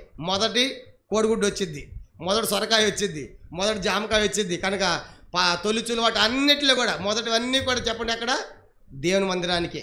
నేను హెబ్రోన్ ఆఫీసులో ఉన్నప్పుడు, మెయిన్ ఆఫీసులో ఉన్నప్పుడు ఒక సహోదరు ఒక చిన్న టమాటా తెచ్చింది. ఏందక్కంటే అన్న చెట్టుకి మాకు కాసిన మొదటి కాయ అని చెప్పింది. కానీ మొదటి పండు ప్రార్థన చేసి కిచెన్లో అయిపోయాడు అన్నాం. అంటే చిన్నదైనా పెద్దైనా మొదటి ఎవరు చెప్పండి? అది మొదటిది యాజకులు దేవుని మందిరానికి చెందాల్సింది. ఎందుకంటే మీ కుటుంబములకు ఆశీర్వాదం అని ఇప్పుడు అబ్రహాంకి తెలుసు. కనుక అబ్రహాం ఎరిగాడు కాబట్టి వాళ్ళకి ఎంత మంచి ఆతిథ్యం చేశాడు. కానీ లోతు ఏం చేశాడంట? రొట్టెలు కాల్చిపెట్టాడు. కనుక అందుకే వాళ్ళందరూ అసలు మీ ఇంట్లో మేము రాము, నడివీధిలో ఉంటామంటే లేదు బలవంతం చేశాడు. బలవంతం చేసేమో లోపల మంచి ఆతిథ్యం ఇగిపోయా. ఆతిథ్యం చేయ మరొకటి కొందరు తెలియక దేవదూతలకు ఆతిథ్యము చేశారని రాయబడింది. మీరు పరిశుద్ధులు చేసిన దానికి మరుసటి దేవుడు అన్యాయస్తుడు. ఆ హెబ్రీ 6:10 మనం చూస్తాం. అందుకే ఒక వ్యక్తి ఉన్నాడంట, సంఘం అంతటికి ఆతిథ్యం ఇచ్చాడంట. ఎవరు చెప్పండి? ఆయన ఒక వ్యక్తి సంఘం అంతటికి ఆతిథ్యాడు బైబిల్లో. రోమపత్రిక 16వ అధ్యాయం చూడండి. సంఘం అంతటికి కూడా రోమపత్రిక గాయనటువంటి వ్యక్తి యావత్ సంఘానికి ఆతిథ్యం ఇచ్చాడంట. రోమపత్రిక 16వ అధ్యాయం 23వ వచనం. రోమపత్రిక 16:23 అందరూ చదువుదాం. రోమ 16:23 చదవండి. నాకును యావత్ సంఘమునకును ఆతిథ్యమిచ్చు గాయు మీకు వందనములు. కాబట్టి ఈ గాయనటువంటి వ్యక్తి ఎంతమందికి ఆతిథ్యం ఇస్తాడంట? యావత్ సంఘానికి. ఎంతమంది ఉన్నా సంఘం మొత్తం ఆతిథ్యం ఇస్తాం. ఏది 2-3 అంటే మనం పెట్టాం. సంఘం అంతా ఇవ్వాలంటే ఎంత త్యాగం ఉండాలి, ఎంత సమర్పణ ఉండాలి సంఘానికి ఆతిథ్యం ఇవ్వాలంటే. కానీ అతను ఉంచిన పౌలు రాస్తాడు, అయ్యా గాయ ఎలాంటి వాడంటే సంఘం అంతా ఆతిథ్యం ఇస్తాడు. కనుక సంఘం అంతటికి కూడా. కాబట్టి అందుకే ఆతిథ్యం అనేది మనం సనకుండా గొనకుండా పేతృపత్రికలు చేయాలంటాడు. పేతృపత్రిక చూడండి. మొదటి పేతృపత్రిక 4వ అధ్యాయం 9వ వచనం. మొదటి పేతృపత్రిక 4వ అధ్యాయము 9వ వచనం మనం చదువుదాం. మొదటి పేతృపత్రిక 4వ అధ్యాయము 9వ వచనం. సనుగు కొనకుండా ఒకనికి ఒకడు ఆతిథ్యము చేయుడి. కాబట్టి ఆతిథ్యం విషయంలో మనము వెనకంజ వేయకూడదు. అబ్రహాములాగా ఉండాలి, అంతేగాని లోతులాగా ఉండి ఏదో ఒకటి పెడదాం అనుకోకూడదు. కనుక దేవుని బిడ్డలకు ఇచ్చేవన్నీ ఎట్లా ఉండాలి చెప్పండి? శ్రేష్టమైనవే, పోపులు అనే వ్యక్తి కూడా ఉన్నాడు, అపోస్తల కార్యాలు మనం చూస్తాం. అతడు ఎంతమందికి ఆతిథ్యం ఇచ్చాడంట చెప్పండి, అంకులు ఎన్నోసార్లు చెప్తాడు ఆ మాట. 276 మందికి. ఎన్ని రోజులు? 3 రోజులు. ఉదయకాలం టిఫిన్ ఎంత పట్టేది? మనిషి 2 ఇడ్లీ వేసుకోండి, 276 × 2 ఎన్ని ఇడ్లీలు? వడలు పెడితే ఎన్ని అవుతాయి లెక్క పెట్టండి. అది ఉదయకాలం టిఫిన్. 2 సరిపోవు, 4 కదా కనీసం 4 ఇడ్లీ. 276 × 4 ఇడ్లీలు పెట్టాలంటే. మధ్యాహ్నం భోజనము, మళ్ళీ రాత్రి, అట్లా 3 రోజులు అంటే ఎంత ఉండాలి? అతడు ధనవంతుడు, భూములు ఉన్నాయి, ఆతిథ్యం ఇచ్చాడు. అతడు ఆతిథ్యం ఇస్తే ఏమన్నా మేలు పొందకుండా ఉన్నాడా? ఏ మేలు పొందాడని చెప్పండి. ఏ మేలు పొందాడు అతను? జ్వరంతో అనారోగ్యంతో ఏం చేశారు? పౌలు ప్రార్థన చేస్తే ఏమయ్యారు వాళ్ళు? కాబట్టి చూసారు, ఆతిథ్యం ఇచ్చిన ప్రతిసారి కూడా ఒట్టొట్టికి వాళ్ళు తినిపోలేదు. దేవుని కార్యాలు వాళ్ళ లోపల ఉన్నాయి. కాబట్టి ఈ రాత్రి మనం ఆలోచించాలి. అబ్రహాము అన్న 3వ ఇదైనా సంగతి. 4వది, మొదటిది అబ్రహాము దేవుణ్ణి చూడాలనుకున్నాడు. 2వదిగా అబ్రహాం దేవుని కోసము పరిగెత్తాడు. 3 అబ్రహాం చెట్టు కింద దేవుణ్ణి కలుసుకున్నాడు. 4వదిగా కలుసుకోవటమే కాకుండా వాళ్ళకి ఏం చేస్తాను చెప్పి అబ్రహాము ఆతిథ్యం ఇస్తున్నాడు. ఇప్పుడు జక్కయ్య కూడా చేశాడు. చెట్టు దిగిన తర్వాత ఏమని రాయబడింది? ఆయన తన ఇంట చేర్చుకొని. జక్కయ్య కూడా ధనవంతుడే, కానీ ఇప్పుడు ఇంట చేర్చుకుని జక్కయ్య యేసు వారు కూడా ఏమి ఇచ్చి ఉండాలి? ఎలాంటి ఆతిథ్యం ఇచ్చి రాయబడలేదు. కానీ ధనవంతుడు కాబట్టి ఆతిథ్యము సామాన్యంగా ఉండదు కనుక, ఎందుకంటే ట్యాక్స్ కలెక్టర్ కదా, కాబట్టి గొప్ప ఆతిథ్యం ఇచ్చాడు యేసు వారికి. అంటే జక్కయ్యలో కనబడే లక్షణాలు అన్నీ మనకి ఎవరు కనపడింది చెప్పండి? అబ్రహాములు. కాబట్టి అబ్రహాములో యేసును చూడాలని ఆశ ఉంది, జక్కయ్యలో కూడా యేసును చూడాలని ఆశ ఉంది. అబ్రహాము దేవుని కోసం పరిగెత్తాడు, జక్కయ్య దేవుని కోసం పరిగెడుతున్నాడు. తర్వాత అబ్రహాము కలుసుకుంది చెట్టు కిందనే, కలుసుకుంది కూడా చెట్టు కిందనే కనుక 3వది. 4వది ఇప్పుడు ఏమని చూసాము? కలుసుకోవటమే కాదు, ఏమి ఇచ్చాడు? మంచి ఆతిథ్యం ఇచ్చాడు. 4వది ఇప్పుడు జక్కయ్య కూడా ఆతిథ్యం ఇచ్చాడు. 5వది ఆతిథ్యం కూడా ఎట్లా ఇచ్చాడంట? వినయ భయభక్తులతో. చూడండి, ఆదికాండం 18వ అధ్యాయం. ఆడ పెట్టి వడ్డించుకోమనలేదు ఆయన. మీరు వడ్డించుకుని మీరు తినని చెప్పేసి వెళ్ళిపోలేదు. చూడండి ఏం చేస్తాంటే ఆదికాండం 18వ అధ్యాయం 8వ వచనం. ఆతిథ్యం ఇచ్చే విషయంలో కూడా ఎంత భయభక్తులతో ఆతిథ్యం ఇస్తానంటే ఆదికాండం 18వ అధ్యాయము 8వ వచనం. తరువాత అతడు వెన్నను పాలను తాను సిద్ధం చేయించిన దూడను తెచ్చి వారి పెట్టి వారి భోజనము చేయుచుండగా వారి యొద్ద చెట్టు కింద నిలుచుండెను. చూసారు, ఇప్పుడు అబ్రహాం ఎట్లా ఉన్నాడు? వాళ్ళ ముందు నిలబడి వడ్డిస్తున్నాడు. అంటే వాళ్ళు తిన్నంతసేపు కూడా నిలబడ్డాడు. మనం కూడా ఏం చేస్తాం? వడ్డించుకొని వెళ్ళిపోతాం, నిలబడతామా? వాళ్ళకి నిలబడి ఏం కావాలి అన్నీ కూడా మర్యాదలు చూస్తాం. వాళ్ళకి మంచిగా సమృద్ధి పెట్టిన తర్వాత అప్పుడు వెళ్తాం. అంటే వాళ్ళు తిన్నంతసేపు ఏం చేస్తారు? మనం నిలబడి ఉంటాం. కొన్ని చోట్ల వెళ్ళినప్పుడు వాళ్ళు వడ్డిస్తూ ఉంటారు. మేము వడ్డించుకుంటాను పర్లేదంటే లేదని అంటారు. ఏం పర్వాలేదంటే వాళ్ళు నిలబడిందా, వాళ్ళు వడ్డించాల్సింది మేము నిలబడతారు కొన్ని చోట్ల. కానీ కొన్ని స్థలాల్లో మాత్రము అన్న మేము ఎక్కడ పెట్టాము తినేసి వెళ్ళిపోండి అంటారు. అట్లా కూడా ఉన్నాయి, ఇక్కడ 2 ఉన్నాయి. కానీ అబ్రహాం ఎట్లా ఆతిథ్యం అంటే వాళ్ళు తింటూ ఉంటే అట్లే నిలబడ్డాడు. ఎంత ఒబీడియన్స్, ఎంత ఇదే అబ్రహాములో. జక్కయ్య కూడా నిలబడ్డాడు. లూకా వార్త 19వ అధ్యాయం. అబ్రహాము నిలబడ్డాడు, జక్కయ్య కూడా ప్రభువు నిలబడ్డాడు. లూకా వార్త 19వ అధ్యాయం చూడండి. 19వ అధ్యాయము లూకా వార్త 19వ అధ్యాయం. జక్కయ్య నిలువబడి అనేవాడు మనం చూస్తాం. 8వ వచనం. జక్కయ్య నిలువబడి ఇదిగో ప్రభువా నా ఆస్తుల సగం పేదలకు ఇస్తున్నాను. కానీ ఇప్పుడు జక్కయ్య స్థితి కూడా మనం చూసామంటే అబ్రహాము నిలుచున్నాడు దేవుని ముందు, జక్కయ్య కూడా దేవుని ముందు నిలబడ్డాడు. కాబట్టి ఈ రాత్రి ఆలోచించాలి. కనుక ఇప్పుడు జక్కయ్య ఎలాంటి పరిస్థితి నిలబడుతున్నాడు? ఇప్పుడు తన పాపం అంతా ఒప్పుకుంటున్నాడు, తన స్థితి అంతా సరి చేసుకుంటున్నాడు. కానీ నిలబడి, అయ్యా నేను ఘోరమైన పాపములో ఉన్నాను, అక్రమంగా సంపాదించాను, అన్యాయంగా సంపాదించాను, ఏమైనా అన్యాయం తీసుకుంటే మరలా 4 వంతుల వాళ్ళకి నేను ఇచ్చేస్తాను, సరి చేసుకోవడం నిలబడుతున్నాడు, తను సరి చేసుకోవడానికి. కానీ ఇప్పుడు అబ్రహాం నిలబడ్డాడు, జక్కయ్య కూడా నిలబడడం మనకు కనబడుతుంది. ఇది ఎన్నోది? 5వది. 6వది చూడండి. 6వది మనం గమనించామంటే 6వ సంగతి అబ్రహాములో మనం చూస్తాం. ఆదికాండం 12వ అధ్యాయం 1వ వచనం. ఆదికాండము 12వ అధ్యాయము 1వ వచనములో దేవుడు అన్ని విడిచిపెట్టమన్నాడు. 12వ అధ్యాయం 1వ వచనం. యెహోవా నీవు లేచి నీ దేశం నుండి, నీ బంధువుల వద్ద నుండి, నీ తండ్రి ఇంటి నుండి బయలుదేరి నేను చూపు దేశమునకు వెళ్ళము. కానీ అబ్రహామును దేశము స్వజనులు తన సమస్తాన్ని విడిచిపెట్టాలి అన్నాడు. కానీ ఇప్పుడు అబ్రహాము అవన్నీ విడిచిపెట్టాడు. మధ్యలో మనం చూసాం అన్నీ కూడా విడిచిపెట్టాడు. జక్కయ్య ఏం విడిచిపెడుతున్నాడు? లూకాసు వార్త 19వ అధ్యాయం. లూకాసు వార్త 19వ అధ్యాయము 9వ వచనం. లూకాసు వార్త 19:9. జక్కయ్య కూడా విడిచిపెట్టడానికి ఇష్టపడుతున్నాడు. లూకాసు వార్త 19:8. జక్కయ్య నిలువబడి, ఇదిగో ప్రభువా, నా ఆస్తిలో సగము పేదలకు ఇస్తున్నాను. నేను ఎవరి వద్ద నేను అన్యాయంగా దేన్నైనా తీసుకొని నేళ్ళ అతను 4 వంతులు మరలా చెల్లిందని ప్రభువుతో చెప్పాను. ఇప్పుడు అబ్రహాము విడిచిపెట్టమన్నప్పుడు అబ్రహాం విడిచిపెట్టాడు. ఇప్పుడు జక్కయ్య అన్యాయంగా అక్రమంగా ఏమేమి సంపాదించాడు అంటున్నాడు. అయ్యా, నేను ఎవరి దగ్గర అన్యాయం తీసుకున్నానో వాళ్ళకి 4 వంతులు మరలా. రాత్రి అంకులు కూడా చెప్పాడు కదా, ఆ ట్రైన్లో టికెట్ అనవసర దొంగతనంగా ప్రయాణం చేసిన తర్వాత టికెట్లన్నీ ఏం చేశాడు? చింపేశాడు, చెల్లించేశాడు. చేసిన సరి చేసుకున్నాడు. ఇప్పుడు జక్కయ్య కూడా ఏమంటున్నాడంటే, జక్కయ్య కూడా నేను ఎవరైతే తీసుకున్నా 4 వంతుల వాళ్ళకి నేను ఇచ్చేస్తా. వినండా, మరుసటి రోజు జక్కయ్య చాటింగ్ పేపించాడు ఊర్లో. వినండి, అహో రేపటి దినాన జక్కయ్యకి ఎవరైతే లంచాలు ఇచ్చారో, డబ్బులు ఇచ్చారో అవన్నీ ఇచ్చేస్తున్నాడంట, మీరు అందరు రావచ్చండి అహో అని చెప్పగానే చాటింగ్ వేసి ఉంటారు. అందరూ క్యూ కట్టుంటారు జక్కయ్య ఇంటి ముందు. అందరూ ప్రకటించారుగా, జక్కయ్య ఆ రోజు నేను 1000 ఇచ్చాను, నీకు 10,000 ఇచ్చాను, నీకు 2,000 ఇచ్చాను అని చెప్పి కాబట్టి తీసుకోండి, 1000కి 4,000 తీసుకోండి, 2,000కి డబ్బులు తీసుకోండి, నేను 4,000 ఇచ్చేస్తా ఉన్నాడు. అంతా పనిచేసాడు, అయిపోయింది, బాగానే ఉంది. ఇక మిగిలిన ఆస్తి ఉంది. దీంట్లో మళ్ళీ సగం ఎవరికి ఇస్తారంట? ఇప్పుడు శారం ఏమనాలి, నీకు పని పాట లేదా? ఆయన తీసుకొచ్చి ఆస్తి అంతా పనిచేసి నా పిల్లలందరూ ఏం కావాలి అని శారం అనాలి. క్షమించండి, శారం అంటున్నా, జక్కయ్య భార్య అనాలి.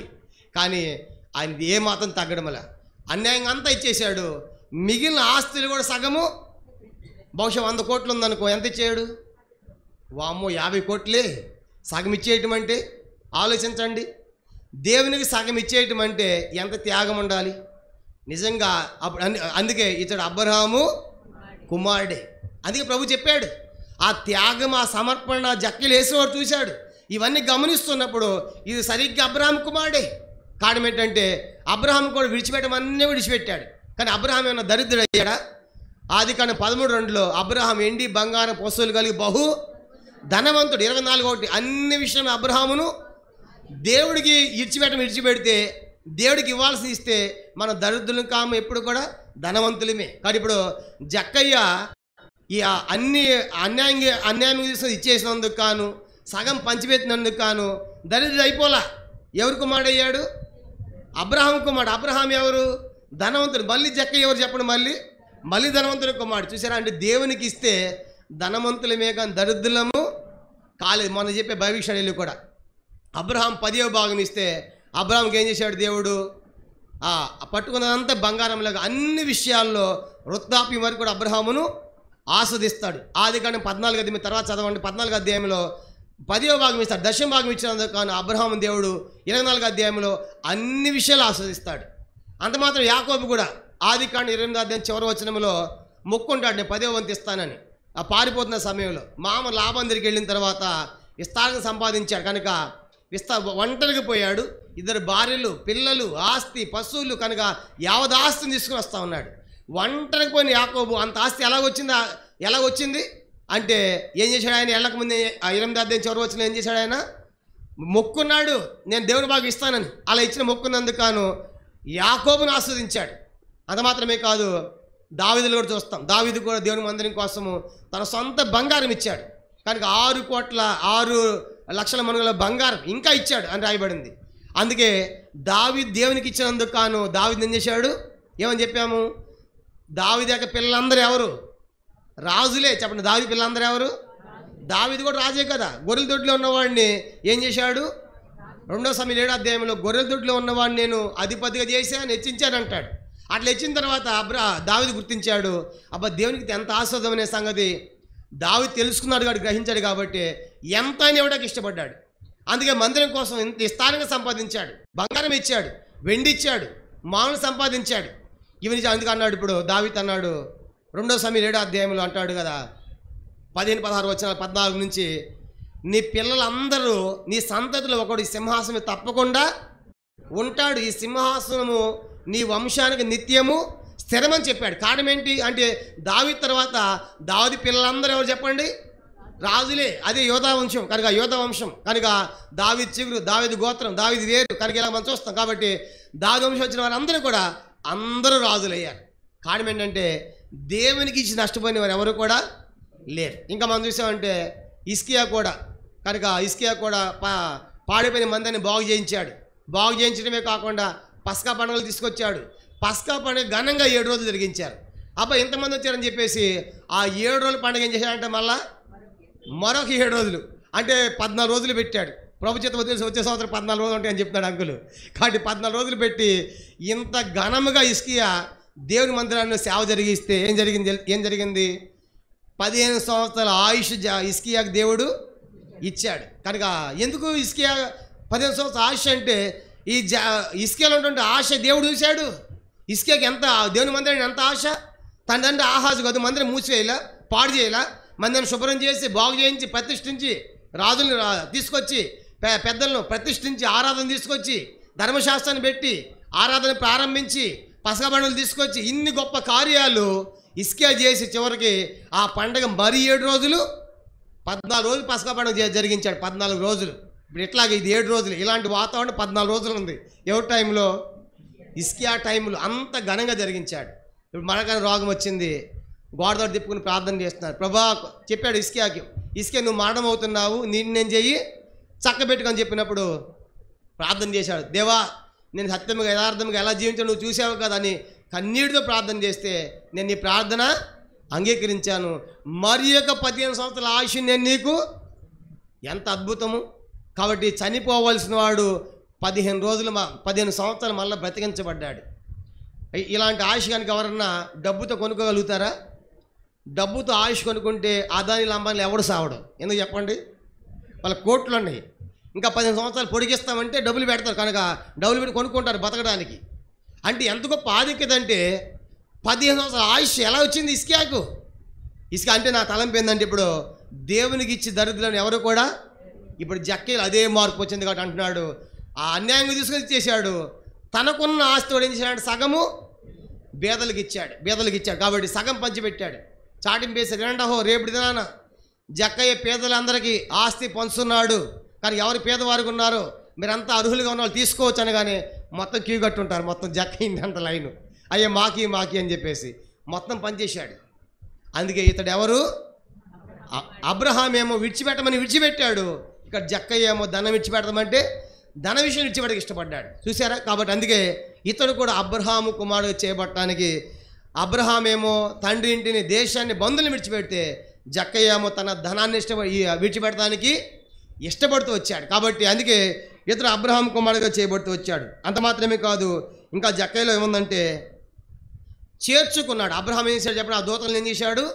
చేర్చుకున్నాడు. జక్కయ్య కూడా ఏం చేశాడంటే 19వ అధ్యాయం లూకాసు వార్త 19వ అధ్యాయము ఆచనం అతడు త్వరగా దిగి సంతోషముతో ఆయనను చేర్చుకొనేను. కాబట్టి ఎట్లా చేర్చుకున్నాడంట యేసుప్రభుని జక్కయ్య?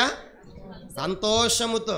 అయ్యో యేసుప్రభు వస్తే నా ఆస్తి అంతా పోయిద్దాము, నా డబ్బంతా పోయిద్దాము, ఇలాంటి సందేహ హనుమానాలు. కనుక జక్కయ్యకి ఎలా ఉందంటే హృదయం అంతా సంతోషం.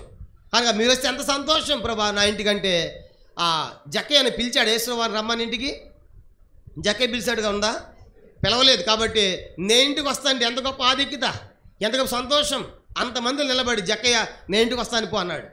చూడండి, ఒక అధికారి వచ్చి ఒక ముఖ్యమంత్రి వచ్చి ఆ సభలో మన పేరు పెట్టి నేను ఇంటికి వస్తానంటే అందరం వైపు చూస్తాడు. వాము నీకు ఎంత బాగా క్లోజ్ అయినా ఎంత సంతోషం ఉంటుంది మనకి.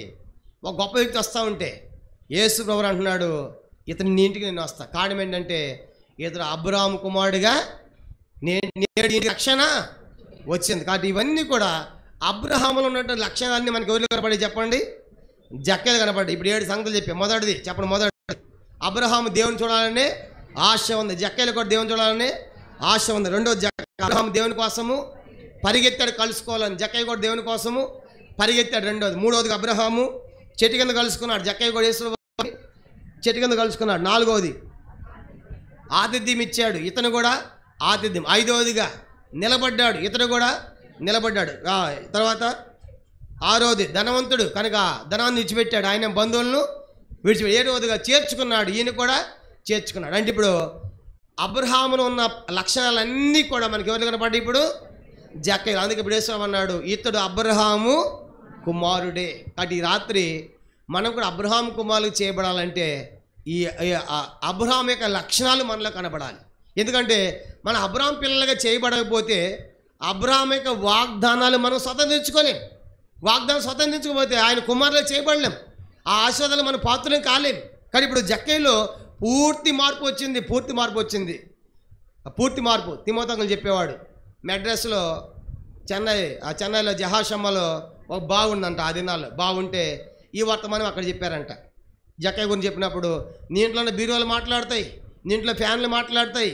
ఆయా విభాగాలు ఉద్యోగాలు చేశారు కదా, లంచంగా మోసముగా ఏది తీసుకొచ్చారో క్యాన్ పుర్రు అని మాట్లాడుతుంట. కనుక నేను నీ దాన్ని కాదు అంట అని అంటది. ఫ్యాన్ అంటదంట.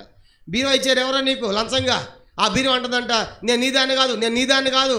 మీ ఇంట్లో ఉన్న వస్తువులందరూ ఈ రాత్రి మీతో మాట్లాడతాయి అని వర్తమానం వేయగానే పొద్దున్నే అంటే అందరూ కూడా రిక్షాల మీద ఆటోల మీద పెద్ద పెద్ద బీరువాలు, ఫ్యాన్లు, కుర్చీలు, టేబుల్ అన్నీ తీసుకొచ్చారంట. ఎక్కడికి? జహోషమ్మకి తీసుకొచ్చి అయ్యి ఇవన్నీ అన్యాయంగా వచ్చినాయే, రాత్రి వాక్యం మేము ఉన్నాము, ఇవన్నీ మాతో మాట్లాడుతున్నాయి, వీటిని ఏం చేయమన్నారంట. ఆవిడ బక్సంకులు అని చెప్పండి. అక్కడ ఏముందంటే ఒక పెద్ద బావి ఉందంట. అన్ని తీసుకెళ్ళి ఎక్కడ వేసారు? అన్ని బావిలో వేసేసారు. చూసారా? అంకుల్ కూడా టికెట్లు చేసినట్టుగా అన్యాయంగా వచ్చింది అన్నీ కూడా ఆ బావి మొత్తం మింగేసింది, దాన్ని పూర్తి చేశారంట. అంకుల్ చెప్పేవాడు, ఈ రాత్రి అలాంటివి ఏమన్నా నీ ఇంట్లో ఉంటే నువ్వు కూడా ఏం చేయాలి? వాటన్నిటిని ఏం చేయాలి? విడిపించుకోవాలి, వదిలించుకోవాలి. అది నీతో ఉన్నంత కాలం కనుక నీతో మాట్లాడతాయి. నేను నీ దాన్ని కాను. కాబట్టి మనకి ఎన్నో వస్తాయి మనకు తెలియకుండానే. బహుశా మనమేమి ఆశపడి సంపాదించకపోవచ్చు.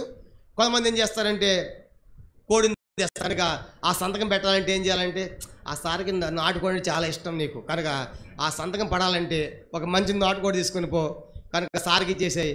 ఆ రోజు సంతకం అయిపోయింది. వీడు పోతాడు సార్ అనగానే సార్ తీసుకోడు కాబట్టి ఏం చేస్తాడంటే వండుకుని పోయి అమ్మగారికి ఇచ్చేస్తాడు. ఇంటికి వెళ్ళి అమ్మగారు కనుక అమ్మగారు ఈ నాటుకోడి అంటే ఏంటంటే ఏం లేదు అమ్మగారికి, అయ్యగారికి పెట్టండి, ఊరికే తెచ్చాను. రాత్రి వడ్డిస్తే తిన్న తర్వాత కనుక నెమ్మదిగా ఏం లేదు అమ్మగారు ఆ ఫైల్ మీద సార్ ఏం చేయాలి? చిన్న సంతకం వడ్డించింది మంచిగా. పీకలా తిన్న తర్వాత సారు ఏమండి పాపం ఆ సుబ్బయ్య ఇచ్చాడు, ఆ చిన్న సంతకం పెట్టరాదు అనగా ఏం చేయాలి? ఇప్పుడు సంతకం ఏం చేయాలి? సంతకం పెట్టాల్సిందే. ఎందుకు? అయిపోయింది. అలాగే ఎన్నో వచ్చి ఉంటాయి. అలా ఎన్ని కోళ్ళు వచ్చినాయో, ఎన్ని బీరువాలు వచ్చినాయో, ఎన్ని ఫ్యాన్లు, ఎన్ని మంచాలు, టేబుల్ వచ్చినాయో అవన్నీ మీతో మాట్లాడతాయి, మీరు సరి చేసుకోవాలి. అప్పుడు అవన్నీ వేసేసి అన్నీ కూడా పూడ్చిపెట్టారండి. ఇప్పుడు ఆ బావి లేదు కనుక చిన్న జహాషంలో అది అన్నీ మింగేసింది. కాబట్టి ఈరోజు ఇప్పుడు నేను చెప్పే విషయం ఏంటంటే ఇవన్నీ జక్కయ్య పోగొట్టుకున్నాడు. కాబట్టి ఇప్పుడు జక్కయ్య ఏమయ్యాడు? అబ్రహాము కుమారుడయ్యాడు. కాబట్టి ఈ రాత్రి మనతో దేవుడు మాట్లాడుతున్నాడు. మనం అబ్రహాము పిల్లమని చెప్పుకుంటే సరిపోదు. అబ్రహాం యొక్క క్రియలు మనలో కనబడాలి. జక్కలు కనపడ్డాయి కనుక అబ్రహాం క్రియలన్నీ కూడా జక్కలు ప్రభువారు గమనించాడు. కాబట్టి అబ్రహాం కోసం కూడా దేవుడే వెళ్ళాడు. చెప్పండి, గుడార ద్వారం ఉంటే అబ్రహాం పోయాడు, దేవదూతలు వచ్చారా? దేవదూతలు వచ్చారు అబ్రహాం దగ్గరికి. ఇక్కడ జక్కయ్య దగ్గరికి కూడా యేసుబాబు రావడం కాదు, కానీ ఆ దారి గుండా యేసుబాబు వారి జక్కయ్య దగ్గరికి ఆయన సంచరించి జెరికో పట్టణంలో ప్రవేశించాడంటే యేసు ప్రభు వారే జక్కయ్య దగ్గరికి వస్తున్నాడు. కాబట్టి ఈ రాత్రి ఆలోచించాలి, ఆ దేవుడు ఎంత ప్రేమగల దేవుడు అంటే, ఎంత ప్రేమించే దేవుడు అంటే, మానవాళ్ళని ప్రేమించి మనం ఆయన్ని కనుగొనలేదు, మనం ఆయన ప్రేమించలేదు, మనం ఆయన దగ్గరికి పోలేదు, కానీ ఆయనే మన దగ్గరకు వస్తున్నాడు. చూడండి, జక్కయ్య గురించి మనం చూసినప్పుడు 5 సంగతులు ఆయన ప్రేమ ఎంత గొప్పదో మనం అర్థం చేసుకోవచ్చు. ఒక 5 విషయాలు మనం చూద్దాం. మొట్టమొదటిది చూడండి, ఆయనే యేసు ప్రభువారే జక్కయ్య దగ్గరకు వస్తున్నాడు. మొదటి సంగతి లోకాసు వార్త 19వ అధ్యాయము 1వ వచనం. లోకాసు వార్త 19వ అధ్యాయం 1వ వచనం. ఆయన సంచరించుచు యెరికో పట్టణంలో ప్రవేశించి దాని గుండా పోవుచుండెను. కాబట్టి జక్కయ్య ప్రభు దగ్గర రావడం కాదు, యేసు ప్రభువారు యెరికో పట్టణానికి వెళుతున్నాడు. యెరికో అంటే అర్థం ఏంటి? శాపగ్రస్తమైంది, శపించబడింది. కానీ వాస్తవానికి యెరికో అంటే సువాసన అర్థం. అసలు అర్థం ఏంటి?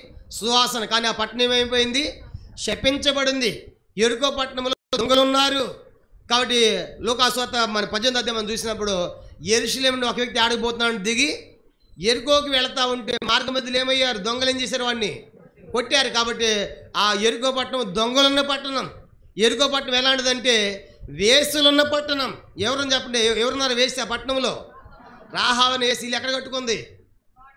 గోడ మీద, ప్రాకారం మీద. కాబట్టి యెరికో పట్టణం ఎలాంటిదంటే దొంగలున్న పట్టణము, వ్యభిచారులు ఉన్నటువంటి పట్టణము. కాబట్టి అంత మాత్రమే గుడ్డివారు కనుక ఆ త్రోవ పక్కన గుడ్డివారు ఉన్నటువంటి పట్టణము. ఇలాంటి పట్టణాన్ని దేవుడు ప్రేమించి ఆయనే ఆ దొంగలున్న పట్టణానికి, వ్యభిచారులున్న పట్టణానికి, గుడ్డివారున్న పట్టణానికి ఆయనే ప్రేమించి ఆయనే వెళుతున్నాడు సంచరిస్తూ. ఆ రీతిగా ఈ లోకానికి యేసువారు ఈ చెడిపోయిన లోకానికి, పాప లోకానికి, శాపగ్రస్తమైన లోకానికి ఆయనే ప్రేమించే లోకానికి దిగి వచ్చాడు. అందుకే దేవుడు లోకముని ఎంతో ప్రేమించాడని రాయబడింది. కనుక లోకాన్ని ప్రేమించాడంటే లోకంలో మట్టిని కాదు, కనుక లోకంలో మనుషులని ప్రేమించాడు. పరలోకం విడిచిపెట్టాడు, తండ్రి విడిచిపెట్టాడు, సింహాసనం విడిచిపెట్టాడు. కనుక నువ్వు నాకు కావాలని ప్రతి వ్యక్తిని ప్రేమించి ప్రతి మనుషుని కొరకు మరణించడానికి ఆయన తన పరలోకాన్ని విడిచిపెట్టి ఈ లోకానికి వచ్చాడు. కాబట్టి మనం ప్రేమించలేదు, ఆయన్ని మొదటి మనలను ప్రేమించాడు. కాబట్టి ఇప్పుడు జక్కయ్య ప్రేమించలేదు, కానీ జక్కయ్య సమీపానికి వస్తున్నాడు, జక్కయ్య గ్రామానికి జక్కయ్య పట్టణానికి వస్తాడు. కాబట్టి ఆ రీతి ఈ రాత్రి యేసువారు మన ప్రాంతానికి వచ్చాడు, మనకు సమీపంలో దగ్గరగా ఉన్నాడు, మనం కలుసుకోవాలని. కాబట్టి ఆయన దాటి వెళ్ళిపోవద్దు మొదటి సంగతి. కాబట్టి జక్కయ్య దగ్గరికి యేసువారు తానే వస్తున్నాడు మొదటిది. రెండవది చూడండి, వచ్చి ఏం చేశాడు? రెండవదిగా లూకాసు వార్త 19వ అధ్యాయం 19వ అధ్యాయము 5వ వచనం. లూకాసు వార్త 19వ అధ్యాయం 5వ వచనం. యేసు ఆ చోటికి వచ్చినప్పుడు కన్నులెత్తి చూచి. రెండో సంగతి ఏంటంటే అందనాయపు చూడాలి. ఇప్పుడు జక్కయ్య ఎక్కడున్నాడు? వస్తూ ఉంటే పరిగెత్తుకుంటే వెళ్ళి ఆ పట్టణంలో దారి కూడా వస్తా తెలుసుకుని ముందుగా పరిగెత్తి, పొట్టోళ్ళకి జిత్తులు ఎక్కువ ఉంటాయి కనుక ఏం చేశాడు? పరిగెత్తుకుంటా చెట్టు ఎక్కాడు. చెట్టు ఎక్కి ఆకులను తెంపుకున్నాడు. ఇదే దారిలో వస్తాడు కాబట్టి ఆకులు తెంపుకొని చూస్తూ ఉన్నాడు ప్రభుని చూడాలని. ఇప్పుడు సరిగ్గా నడుచుకుంటే ప్రభు వస్తూ ఉంటే జన సమూహాలు తండోపు వచ్చేవాళ్ళకి వెంబడించారు కదా.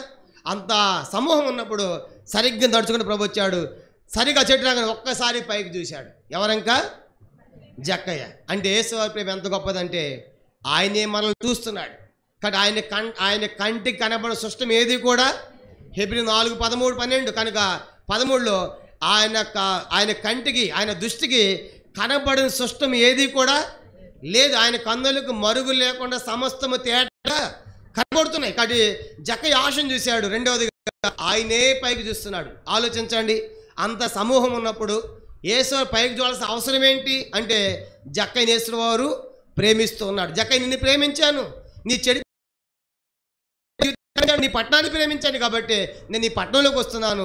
ఆ పట్టణాన్ని ప్రేమించడమే కాకుండా ఆ పట్టణం నిన్ను నేను ప్రేమిస్తాను. రెండవది యేసుప్రభువు వారే జక్కయ్య వైపు కన్నులెత్తి పైకి చూశాడు. పైకి చూడటమే కాదు, మూడో సంగతి ఏం జరిగింది? మూడో సంగతి చూడండి. మూడోది పిలుస్తున్నాడు, జక్కయ్య త్వరగా దిగుము. కనుక మూడో సంగతి ఏంటంటే యేసు ప్రభు వారు ఎవరు పిలుస్తారు చెప్పండి? జక్కయ్యను. ఇప్పుడు ఆలోచించండి, యేసు ప్రభు వారికి జక్కయ్య పేరు ఎట్లా తెలుసు చెప్పండి? యేసు వారికి జక్కయ్య పేరు ఎట్లా తెలుసు? యేసు ప్రభు వారికి జక్కయ్య పేరు ఎట్లా తెలుసు? ఆయన అందరినీ ఆయనకి తెలియంది ఏముంది? ఆయన సమస్తం తెలుసు. ఆయన నీ ఊరు తెలుసు, నీ పేరు తెలుసు, నీ కథ తెలుసు. కానీ ఆయనకి మన కథ అంతా తెలుసు. కనుక మన హృదయం కూడా తెలుసు. ఎందుకంటే ఆయన హృదయ పరిశోధకుడు. చూడండి, మొదటి రాజులు 8వ అధ్యాయం 39వ వచనం. మొదటి రాజులు 8వ అధ్యాయము. మొదటి రాజులు. ఈ రాత్రి నేను ఎవరో యేసువో తెలియదు అనుకోవద్దు. కనుక ఈ రాత్రి నీవు తెలుసు, నీ హృదయం కూడా తెలుసు యేసు వారికి. మొదటి రాజులు 8వ అధ్యాయం 39వ వచనం. మొదటి రాజులు 8వ అధ్యాయము 39 చదవండి. ప్రతి మనిషి యొక్క హృదయమును నీ వెరుగుదువు. చాలు, అందరు చెప్పండి. ఏం తెలుసు అంటే దేవునికి ప్రతి మనిషి హృదయం ఆయనకి తెలుసు. అంటే నా హృదయం ఏముందో తెలుసు, మీ హృదయాలు ఏముందో ప్రభువుకి తెలుసు. ఇప్పుడు మీ హృదయాలు ఏముందో నాకు తెలియదు, నా హృదయం ఏముందో మీకు. కానీ దేవుడు ఎలాంటి వాడంటే హృదయ పరిశీలకుడు. ఇర్మియా గ్రంథం 20వ అధ్యాయం. ఇర్మియా గ్రంథం 20వ అధ్యాయము. ఇర్మియా గ్రంథము 20వ అధ్యాయం. ఇర్మియా గ్రంథము 20వ అధ్యాయము చూడండి 12వ వచనం. ఇర్మియా గ్రంథం 20వ అధ్యాయము 12వ వచనం. ఇర్మియా 20:12 చదవండి. సైన్యం అధిపతి యెహోవా, నీతిమంతులను పరిశోధించేవాడవు నీవే, ఆంతరింద్రియములను హృదయమును చూచేవాడవు. కానీ ఆయనకి ఏం కనపడుతుందంట? మన పైరూపం కాదు ఆయన, మన హృదయము, మన ఆంతరింద్రియము. కనుక మన లోపల సంగతి కూడా ఆయన కనబడుతుంది. కానీ ఈ రాత్రి జక్కయ్య హృదయాన్ని చూశాడు ఆయన పైకి. అందుకే మనుషులు పైరూపాన్ని లక్ష్య పెడతారు, కానీ యెహోవా హృదయాన్ని లక్ష్య పెడతాడు. యోహాను 2:24 యోహాను సువార్త. ఆయన అందరినీ ఎరిగినవాడు కాబట్టి ఎవరు ఆయనకు బోధింప అక్కర్లేదు అని అని తెలుసు. కాబట్టి ఇప్పుడు జక్కయ్య పేరేంటి? జక్కయ్యకి అదంతా తెలుసు కనుక అందుకే ఇప్పుడు జక్కయ్య త్వరగా దిగు. అంతమందిలో ఈ పేరు పిలవగానే మొట్టమొదట జక్కయ్య భయమై ఉంటుందా, సంతోషమై ఉంటుందా? చెప్పండి. అంతమందిలో జక్కయ్య పేరు పిలవగానే మొట్టమొదట భయపడి ఉంటాడా, సంతోషపడి ఉంటాడా?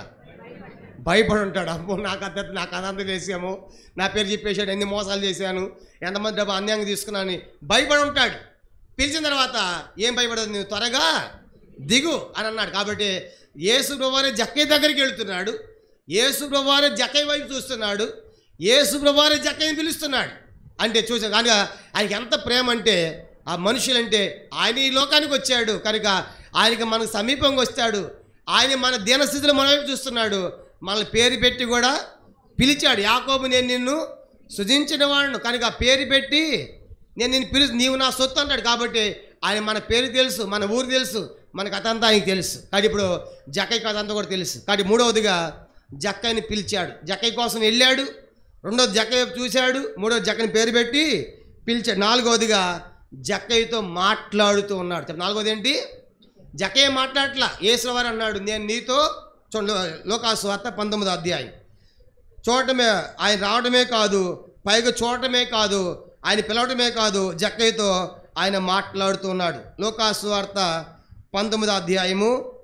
లోకాసు వార్త 19వ అధ్యాయము మనం గమనించామంటే చూడండి 5వ వచనం. 5 జక్కయ్య యేసు ఆ చోటుకు వచ్చినప్పుడు కన్నులెత్తి చూచి జక్కయ్య త్వరగా దిగుము, నేడు నేను నీ ఇంట ఉండవలసి ఉన్నదని చెప్పగా. కాబట్టి ఇప్పుడు నాలుగవదిగా జక్కయ్య మౌనంగా ఉన్నాడు కనుక ఆయనే మాట్లాడుతున్నాడు, త్వరగా దిగు ఎందుకంటే నేను నీ ఇంటికి వస్తాను అంటే. నాలుగవదిగా ఆయనే పిలిచాడు. నాలుగవది ఆయనే మాట్లాడుతున్నాడు. కానీ మొదటిది జక్కయ్య దగ్గర యేసు వారు వస్తున్నాడు. రెండవదిగా జక్కయ్య వైపు ఆయనే చూచాడు.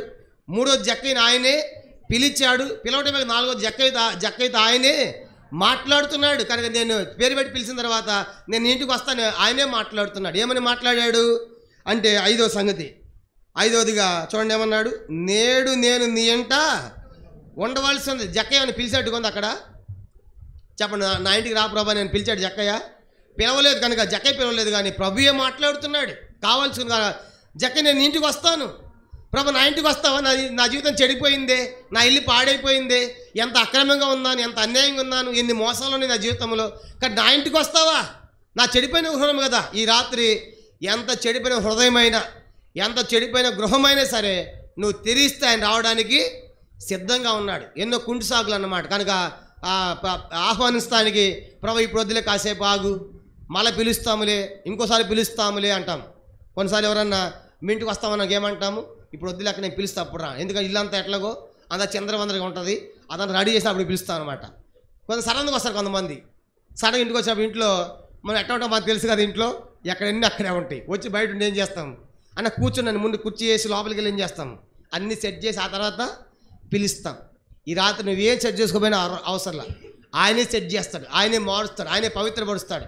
ఆయన నీ లోపలికి రావాలని కోరుతున్నాడు. నువ్వు హృదయం ద్వారం తెరిస్తే చాలు, ఎంత పాడైపోయినా ఎంత చెడిపోయినా ఆయన మన ఇంటికి రావడానికి సిద్ధముగా ఉన్నాడు. అందుకే మార్త మరియలు ఏం చేశారంటే ఆయన ఇంట చేర్చుకున్నారు. కనుక ఎంత పాడైపోయినా ఎంత చెడిపోయినా ఆయన రావడానికి సిద్ధంగా ఉన్నాడు. కానీ ఈ రాత్రి ఆ యేసు వాళ్ళని ప్రేమించాడు. ఆయనే మన దగ్గరకు వచ్చాడు, మనకు సమీపంగా వచ్చాడు. అంత మాత్రమే కాదు, ఆయనే జక్కయ్య వైపు చూశాడు, ఆయనే జక్కయ్యని పిలిచాడు, ఆయనే మాట్లాడుతున్నాడు. చివరిగా ఆయనే అంటున్నాడు, నేను నీ ఇంటికి కూడా జక్కయ్య వస్తాను. అప్పుడు అందరూ అనుకుంటున్నారు, ఇదంతా చూసి ఉన్న మనుషులందరూ ఏమనుకుంటున్నారు, ఈయన ఏంటబ్బా పాపి అని మనుషులందరికీ బస్స వెళ్ళాలనుకుంటున్నాడు. జక్కయ్య కథ నీకు తెలీదా, ఎంత పాడైపోయిన వాడు, ఎంత భయంకరుడు, అలాంటి వానింటికి ప్రభు వెళ్తాడా, అలాంటి చెడిపోయిన వాటికి వెళ్తాడా? ఈ రాత్రి నీవెంత చెడిపోయినా సరే, ఎందుకంటే ఎంత పాడైపోయిన హృదయం చెప్పే కదా, ప్రతి మనిషి హృదయం ఆయనకు తెలుసు. ఎందుకు ప్రతి మనిషి హృదయం తెలుసు అంటే, ప్రతి మనిషి హృదయాన్ని ఆయన నిర్మించాడు. కీర్తన 33వ కీర్తన 33, ప్రతి మనిషి హృదయాన్ని ఆయనే నిర్మించాడు కాబట్టి ఆయనకి అందరి హృదయాలు తెలుసు. కీర్తన 33:15 కీర్తన 33 33వ కీర్తన 15వ వచనం. ఆయన వారందరి హృదయములను ఏకరీతిగా నిర్మించిన వాడు. కాబట్టి అందరి హృదయాలు, అందరి హార్ట్ ఒకేలాగా పెట్టాడు దేవుడు. ఒకళ్ళు ఎక్కువ ఒకళ్ళు తక్కువ ఉంటుందా? గుండె నిమిషానికి ఎన్నిసార్లు కొట్టుకుంటుంది? లబ్ డబ్బు అని 72 సార్లు. ఒకళ్ళు ఎక్కువ ఒకళ్ళు తక్కువ కొట్టుకుంటుందా? ఒకేసారి. కనుక అందరికి ఒకేలాగా, అంటే అందరి హృదయాలను ఏకరీతిగా నిర్మించాడు, ఒకేలాగా నిర్మించాడు. కాబట్టి అందరి హృదయాలు ఆయనకు తెలుసు, అందరి ఆంతర్యంలో ఆయన తెలుసు. కనుక హృదయంలో ఏముందో ఆయన తెలుసు. కాబట్టి అందుకే ఇప్పుడు జక్కయ్య సంగతాన్ని తిరిగాడు, ఈ జక్కయ్యలో మార్పుని గమనించాడు. అందుకే అంటున్నాడు, జక్కయ్య దగ్గరికి చెడిపోయిన జక్కయ్య దగ్గరికి ఆయన వచ్చాడు, జక్కయ్య వైపు ఆయనే చూశాడు, జక్కయ్యని ఆయనే పిలుస్తున్నాడు, ఆయనే మాట్లాడుతున్నాడు, ఆయన ఇంటికి కూడా వస్తానని చెబుతున్నాడు. ఎంత గొప్ప ప్రేమ యేసుప్రభువు వారికి. కాబట్టి ఆయన ఏం ఆహ్వానించకుండానే ఆయన మన దగ్గరకు వస్తూ రావడం అంటే ఎంత అద్భుతమైన సంగతి. కాబట్టి ఎంత గొప్ప సంగతి. కాబట్టి ఇప్పుడు జక్కయ్య ఆయన తన ఇంట్లో చేర్చుకున్నప్పుడు మనుషులందరూ ఏమన్నారంటే వ్యతిరేకంగా ఆలోచించారు. ఏమన్నారంటే, యేసులో కొంచెమన్నా ఆలోచన ఉండాలా? ఇంత ప్రవక్త, ఈయన ఇంత నీతిమంతుడు, ఆ చెడిపోయిన వాడి ఇంటికి ఎందుకు వెళ్తాడంటే, ప్రభు ఒక మాట చెప్పాడు, నేను నీతిమంతులను పిలువ రాలేదు, కనుక పాపులనే పిలవచ్చి తిని. కనుక ఆరోగ్యం వారికి వైద్యుడు అక్కర్లేదు, అనారోగ్యం వారికి. నేను వచ్చింది ఎవరికంటే ఇలాంటి వాళ్ళ కోసమే, ఇలాంటి చెడిపోయిన జక్క ఇలాంటి వాళ్ళ కోసం నేను అని చెప్పి యేసులో వారు వాళ్ళందరూ జక్క ఇంటికి వెళ్ళాడు. కాబట్టి జక్క ఇంటికి వెళ్ళాడు, జక్క ఆయన చేర్చుకున్నాడు. అప్పుడు ఫైనల్గా యేసు వేసిన స్టేట్మెంట్ ఏంటంటే, లూకాసు సువార్త 19వ అధ్యాయం, లూకాసు సువార్త 19వ అధ్యాయము, లూకాసు సువార్త 19వ అధ్యాయం మనం గమనించామంటే అందరం కలిసి 9వ వచనం, లూకాసు సువార్త 8వ వచనం. అన్ని సరి చేసుకున్నాడు, అన్ని చక్కబరుచుకున్నాడు, తన జీవితం అంతా దిద్దుకున్నాడు.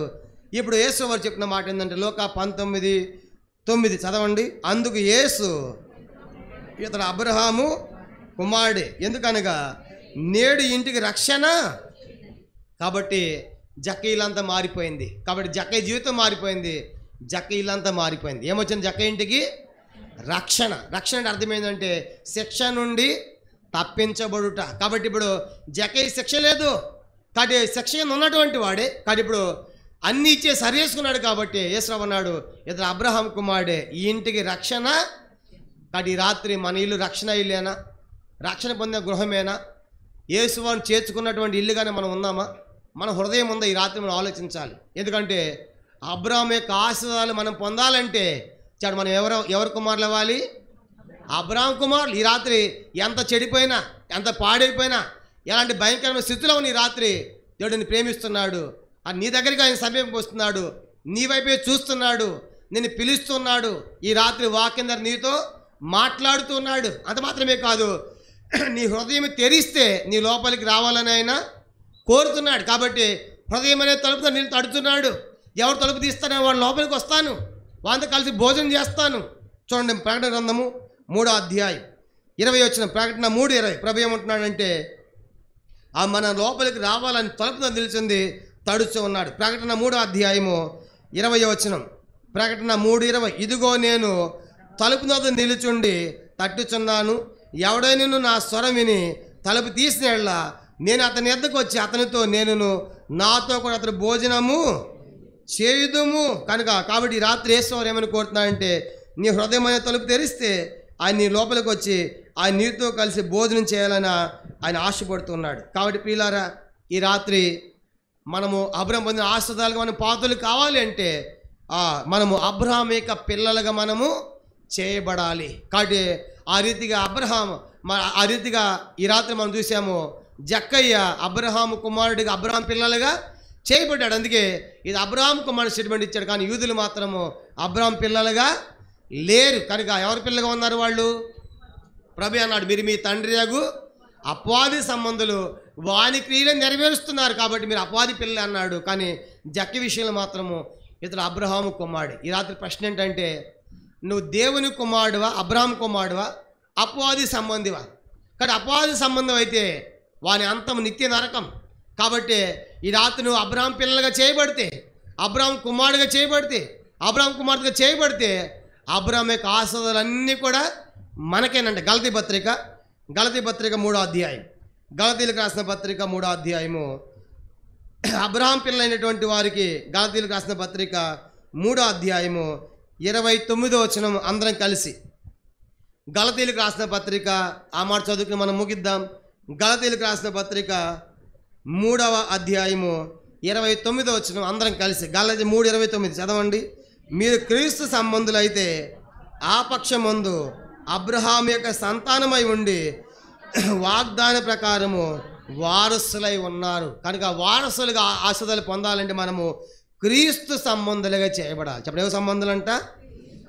క్రీస్తు సంబంధులు అవ్వాలంటే క్రీస్తుని ఏం చేయాలి? మనము అంగీకరించాలి. యోహాను 1:12 తను ఎందరు అంగీకరించడో అనగా తన నామమునందు విశ్వాసం ఉంచిన వారికి దేవుని పిల్ల అధికారం అని అనుగ్రహించాడు. కాబట్టి ఈ రాత్రి యేసును వారిని స్వీకరించకుండా క్రీస్తు సంబంధిగా కాకుండా క్రీస్తు సంబంధం కాకుండా అబ్రాహాము పిల్లలు కాలేం. కానీ క్రీస్తు సంబంధులే అబ్రాహాము యొక్క సంతానము. కాబట్టి వాళ్ళే వాగ్దానానికి వారసులు కనుక వాళ్ళే వాటిని స్వతంత్రించుకుంటారు.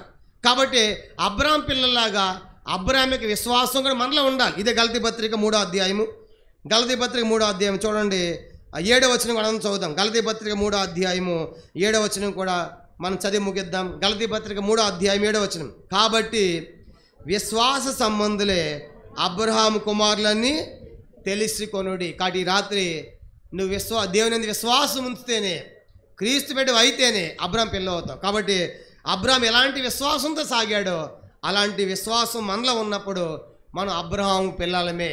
కాబట్టి రాత్రి యూదుల్లాగా మీరు అబ్రహాము పిల్లలు కాదని అనే స్టేట్మెంట్ మనం పొందే స్థితిలో ఉన్నామా? జక్కేలాగా నువ్వు అబ్రహాము కుమారుడు అనే పొందే స్థితిలో మనం ఉన్నామా? కాబట్టి అబ్రహాముకి ఎన్ని ఆశీర్వాదాలు అబ్రహాముకి ఇచ్చాడు. 7 రకాల ఆశీర్వాదం మనం మధ్యాహ్నం ధ్యానం చేసాం. అవన్నీ మనం పొందాలంటే క్రీస్తుని అంగీకరించాలి.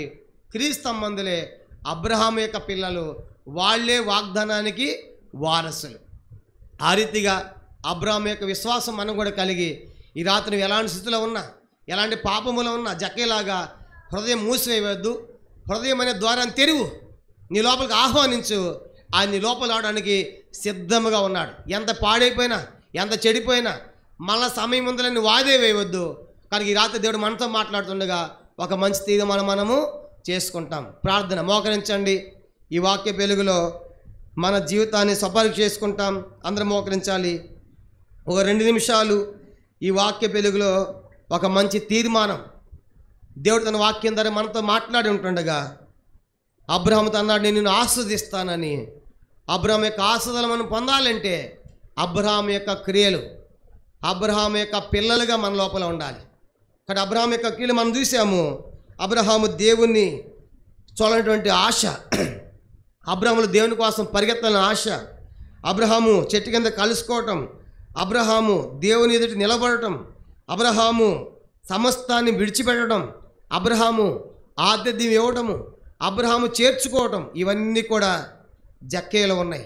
అందుకే జక్కేలో మనకి అబ్రహాము యొక్క పిల్లల యొక్క లక్షణాలు ఎంతో తెల్లంగా స్పష్టంగా జక్కేలో కనబడుతున్నాయి. అందుకే అతడు అబ్రహాము కుమారుడు కాగలిగాడు. అందుకే రక్షణ పొందాడు, నశించిన దాన్ని తప్పించబడ్డాడు. కానీ రాత్రి దేవుడు నీతో మాట్లాడుతున్నాడు, మన అందరితో కూడా. కనుక మనం అబ్రహాము పిల్లలమైతే ఈ లక్షణాలు మనలో కనబడాలి. అబ్రహాము ఉన్నటువంటి లక్షణాలు ప్రభు నాలో జక్కేలో ఉన్నట్టుగా మనం చూసాం. కానీ ఈ రాత్రి మనలో ఉన్నవా? ఆ లక్షణాలు మనలో లేకపోతే నీ దేవుని చూడాలని ఆశ లేదు, వచ్చి వెళ్ళిపోతున్నావు.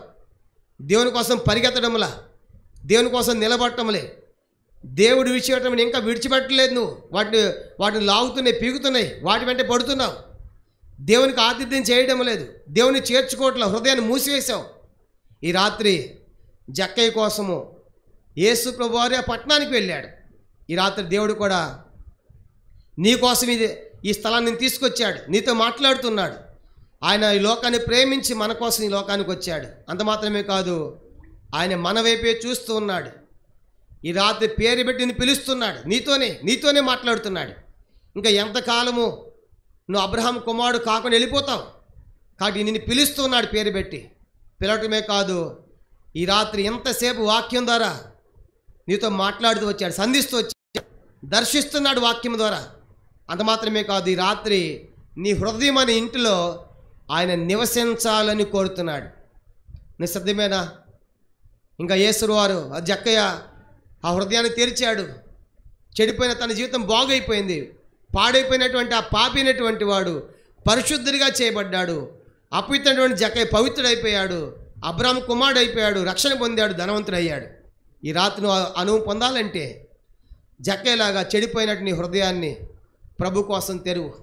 యేసు ప్రభు ఇంకా నా జక్కయ్యలో ఉన్న లక్షణాలు, అబ్రాహాము యొక్క లక్షణాలు నాలో లేవు ప్రభు. ఈ రాత్రి నేను కూడా నా హృదయాన్ని తెరుస్తున్నాను. నా చెడిపోయిన హృదయాన్ని బాగు చేయి, నా హృదయానికి రాని చిన్న ప్రార్థన చేసుకుంటాం. అందరూ మౌనంగా ఈ వాక్య వెలుగులో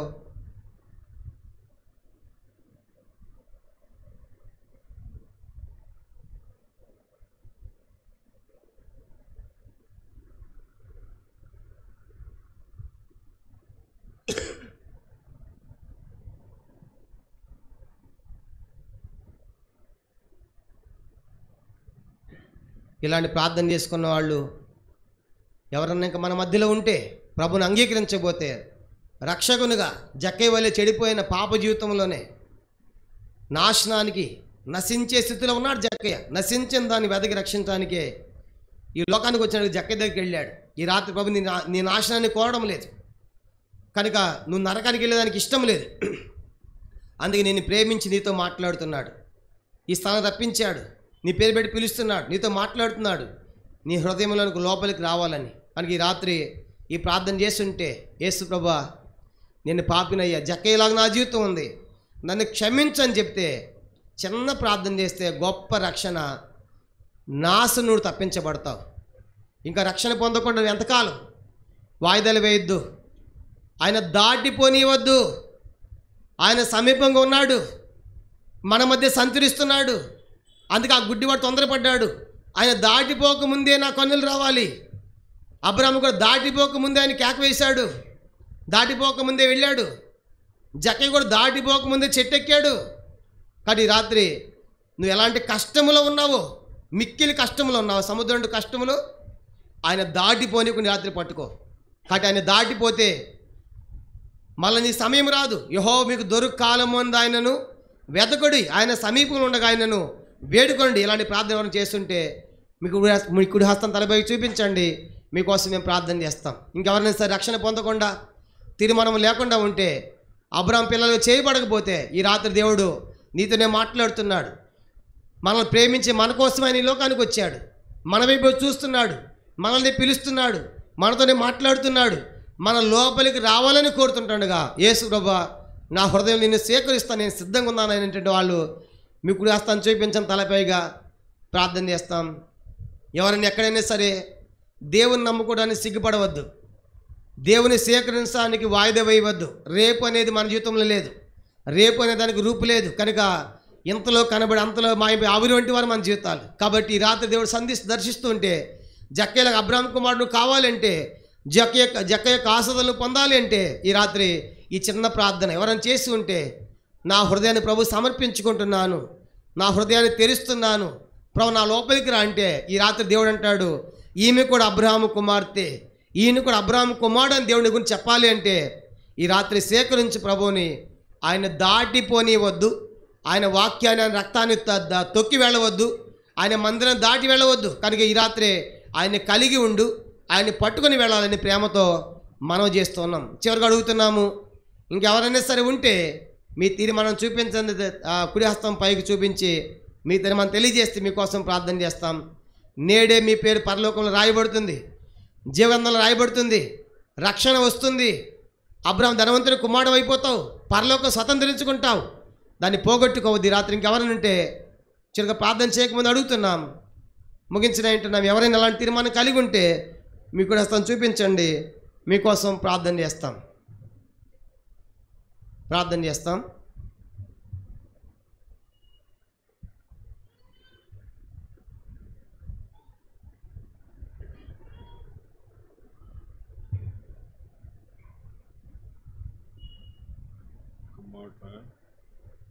ప్రకటన గ్రంథం 3వ అధ్యాయంలో సహోదరుడు చూపించండి.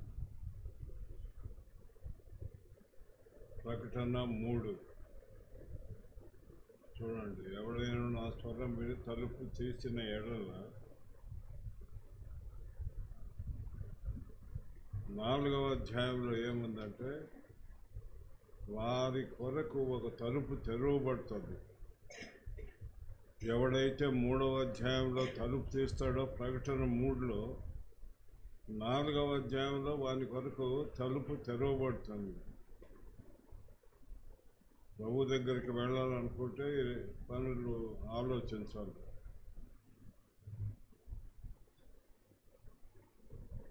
ఇంకో దగ్గర మత్తయి సువార్త 25వ అధ్యాయంలో ఒక మాట ఉంది. చాలా లేట్గా వచ్చినారు కొంతమంది. ఈడ కూడా చాలామంది తమ ఇష్టానుసారంగా వస్తాడు. That will not be accepted at any cost. అది అక్కడ అంగీకరించబడదు. సకాలంలో రావాలి.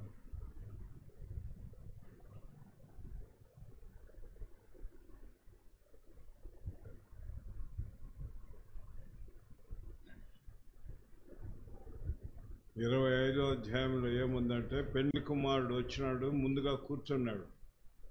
సింహాసనం మీద కూర్చొని ఉంటే ఆయన చూసేదానికి కొంతమంది వచ్చినారు.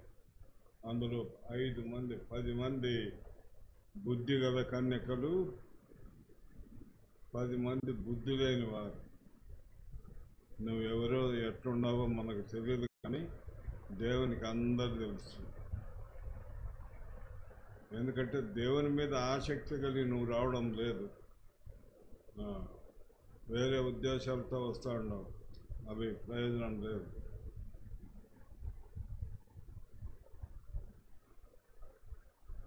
ఇరవై 25వ అధ్యాయం మత్తయి సువార్తలో ఏముంది? అంతటా తలుపు వేయబడెను. తలుపు వేయబడితే వారి గతేమి? నీ గతేమి, నా గతేమి? తలుపు వేయబడిన తర్వాత మీరెవరో నాకు తెలియదు, అక్రమం చేయవాళ్ళను నా యుద్ధ నుండి పొండి. మీ ఇష్టానుసారంగా బ్రతుకుతారా? అందుక నిన్ను పెట్టి పిలిచింది 7 రోజులు. సకాలానికి రావాలా, దేవుని వాక్యం వినాలని ప్రేమతో పిలిచినారు. వచ్చినారు, మంచిదే, కానీ నీ ఇష్టానుసారంగా వస్తాండవు. నీ ఇష్టానుసారంగా నడవదు.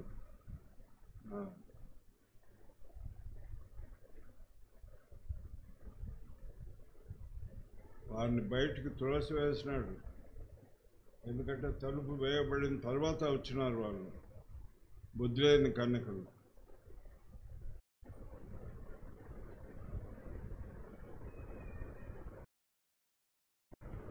కాబట్టి ప్రకటన గ్రంథం 4వ అధ్యాయంలో తలుపు తెరవబడి ఉంది. ఇప్పుడు నీ కొరకు, నా కొరకు, అందరి కొరకు తలుపు తెరిచిపెట్టినాడు.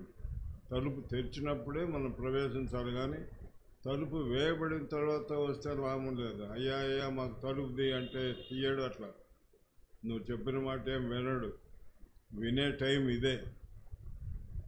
ఇప్పుడు ఒకవేళ నువ్వు తలుపు తెరిస్తే నీ హృదయం అనే తలుపు, దేవుడు నీ దగ్గరకు వస్తాడు. ఒక మాట అడుగుతున్నాను, ఎంతమందికి దేవుని రాజ్యం పోవాలని ఇష్టం ఉంది? చెయ్యెత్తి చూపించండి. అందరికీ ఉందా? అందరికీ ఉంటే మరి ఇప్పుడు ఇందాక అన్న అడిగినాడు కదా, ఎందుకు మీరు చెయ్యెత్తి చూపించలేదు? సరిగా చూపించలే. ఇప్పుడు దేవుని రాజ్యం పోవాలంటే తీర్మానం చేసుకోవాలా. This is the right time. Right time అంటే, ట్రైన్కు నేను ఒకసారి ఢిల్లీ పోతూ ఉన్నాను. పోతే నా బైబిల్ రిసెప్షన్ దాంట్లో మర్చిపోయాను. అక్కడ ఇక్కడ చూస్తా ఉంటే నా బైబిల్ కనబడలే. అయితే దాన్ని మా దగ్గర మిలిటరీ వాళ్ళకు సహాయం చేసేదానికి ఒకడు ఇక్కడ కట్టుకొని అటెండెంట్ ఉంటాడు. అటెండెంట్ చూసినాడు, ఎవడో ఒకడు తీసుకొని పోతా ఉంటే. ట్రైన్ కదిలింది, కొంచెం దూరం పోతూ ఉంది. అందులో ఏపీ ఎక్స్ప్రెస్ చాలా ఫాస్ట్గా పోతుంది. అప్పుడు నేను పోయేటప్పుడు 4 స్టాపులే ఇక్కడి నుంచి ఢిల్లీ పోవాలంటే. అందుకని ఫాస్ట్గా కదిలింది. ఒకడు పరిగెత్తుకుంటూ వచ్చినాడు. వచ్చి మీ బైబిల్ తీసుకోండి సార్ అన్నాడు. తీసుకుని నా జేబులో 10 రూపాయలు ఉంటే ఆ 10 రూపాయలు ఇచ్చిన. ఎందుకు తెచ్చి ఇచ్చిన దాన్ని.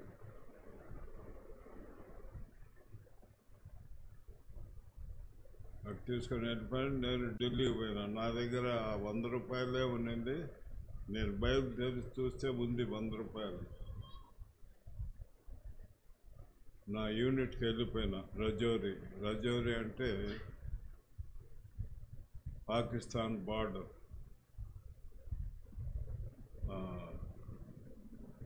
అక్కడ ఉండే స్త్రీలు ఆ నదిలో జీలం, చీనాబ్, రావి, సట్లెజ్ అనే నదులు ఉన్నాయి. వాటిల్లో స్నానం చేసేవాళ్ళు కూడా మేము మెస్ పైకి పోతే చూడొచ్చు వాళ్ళు. అంటే అంత పైన ఉంది. చెప్పొచ్చేది ఏమిటంటే దేవుడు అవకాశం ఇచ్చినప్పుడు నిర్లక్ష్యం చేస్తూ ఉండరు. ఇప్పటికి కూడా నీలో నిర్లక్ష్యం ఉంది. నీకు లెక్కలేని తరం ఉంది. నీకు బుద్ధిహీనత ఉంది. బుద్ధి గల కన్యకల మాదిరి ప్రవర్తిస్తే నువ్వు చెయ్యెత్తి చూపిస్తావు. లేకపోతే తలుపు వేయబడుతుంది. వేయబడిన తర్వాత నేను పోతాను దేవుని రాజ్యం అంటే అట్లా అంగీకరించబడదు. ఇప్పుడు ఎత్తి చూపించండి ఈ రాజ్యం పోవాలని ఉన్నారు. ఓ మై కూర్చో, ఎక్కడికి పోతాడో స్టాప్.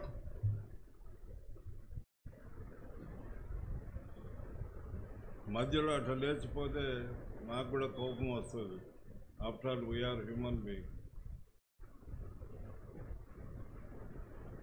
ఇద్దరు డెసిషన్ కార్డు రాయాలి. ముగ్గురు, ఇంకెవరికి పోవాలా?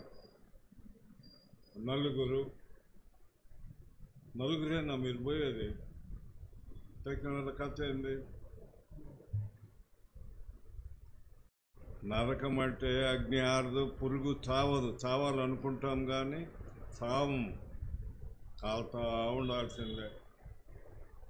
బాగా చెయ్యి కనబడేటట్టు ఈసారి ఎత్తండి చూస్తాము. ఒకరు, ఏం పిడువ, ఇద్దరు.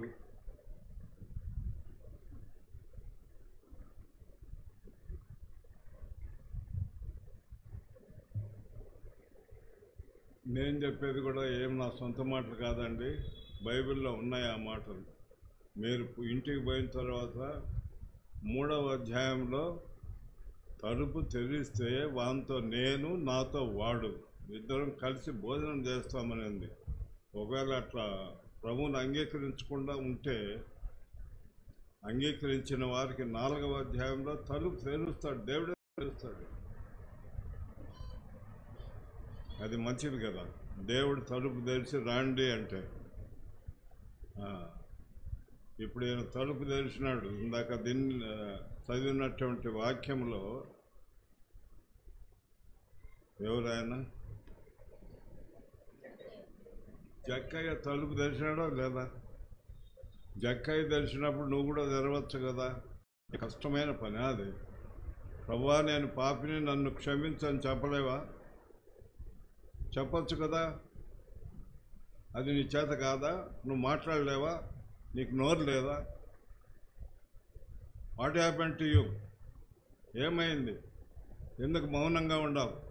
నీకు తెలుసు నువ్వు దొంగవని. 10వ భాగం ఇవ్వడం లేదు. దేవునికి ఇవ్వాల్సింది ఇవ్వకుండానే నువ్వు దొంగిలిస్తానే ఉండవు. కాబట్టి నిన్నేమన్నా మంచివాడు అనాలనా? ప్రకటన అది లాస్ట్ అధ్యాయం ఏంది? అది ఏం బుక్ అది? బైబిల్లో పాత నిబంధనలో కొత్తది చివరి చదవమ్మా. ఏముంది దాంట్లో?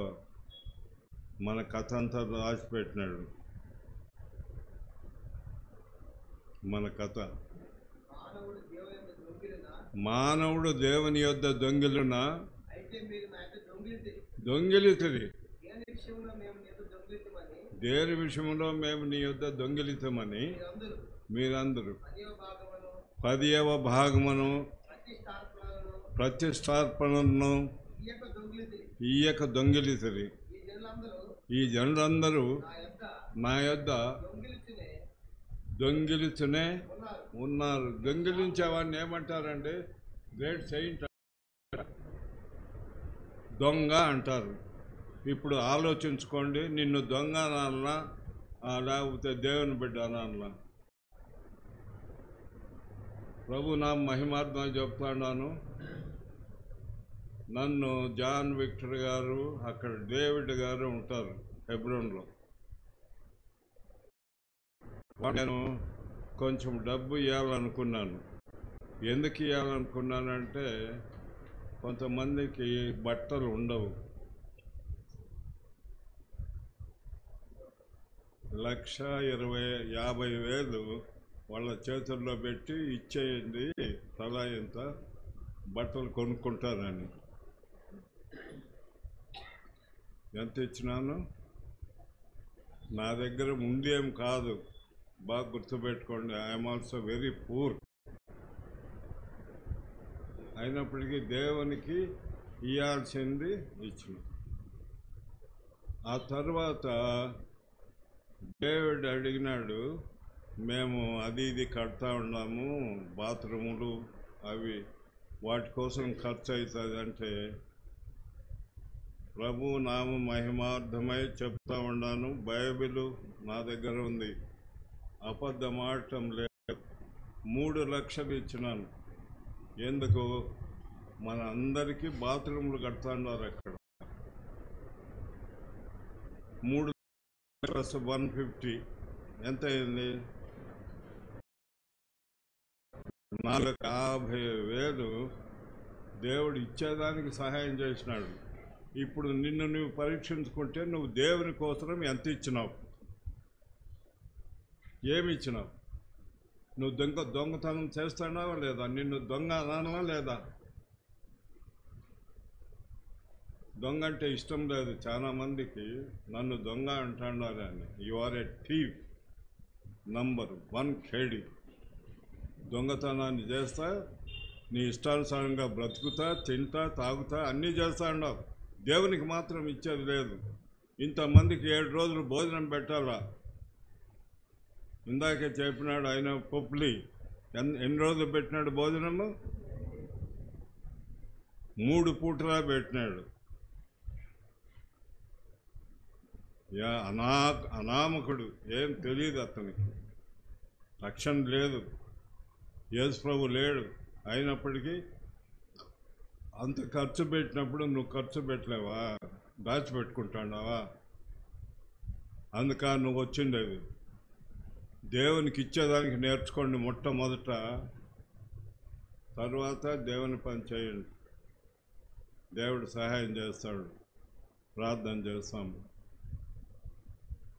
మమ్మల్ని శాశ్వతమైన ప్రేమతో ప్రేమించుతున్న మా ప్రేమైన పరలోకమందున్న మా తండ్రి, మీ ప్రియ కుమారుడు, మా ప్రభువు, మా రక్షకుడు,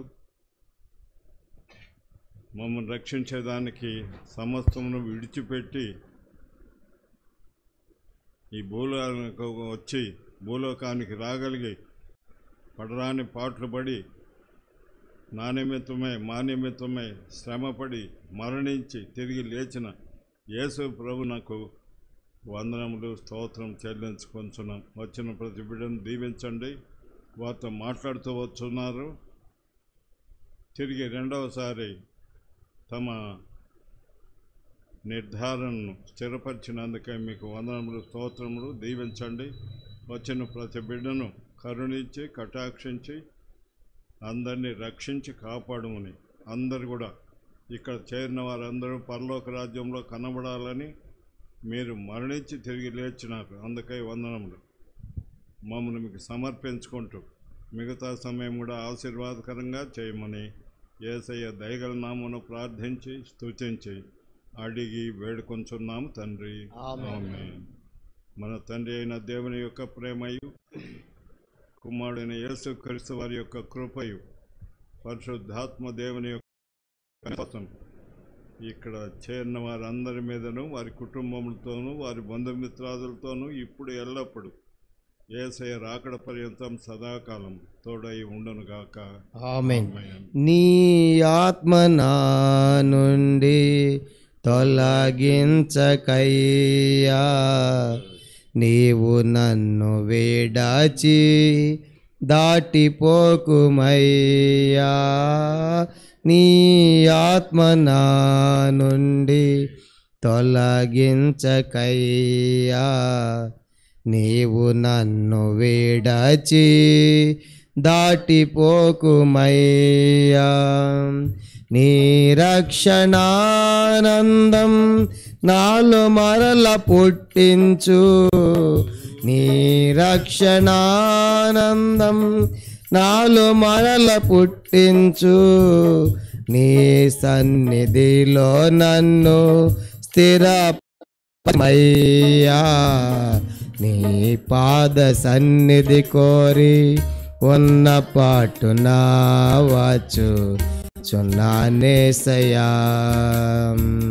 నీ పాద సన్నిధి కోరి ఉన్న పాటున వచ్చు చున్నానేసయా. క్షమించుము నన్ను, కృపజూపుము నాపై, నీ పాద సన్నిధి కోరి ఉన్న పాటున వచ్చు చున్నానేసయా.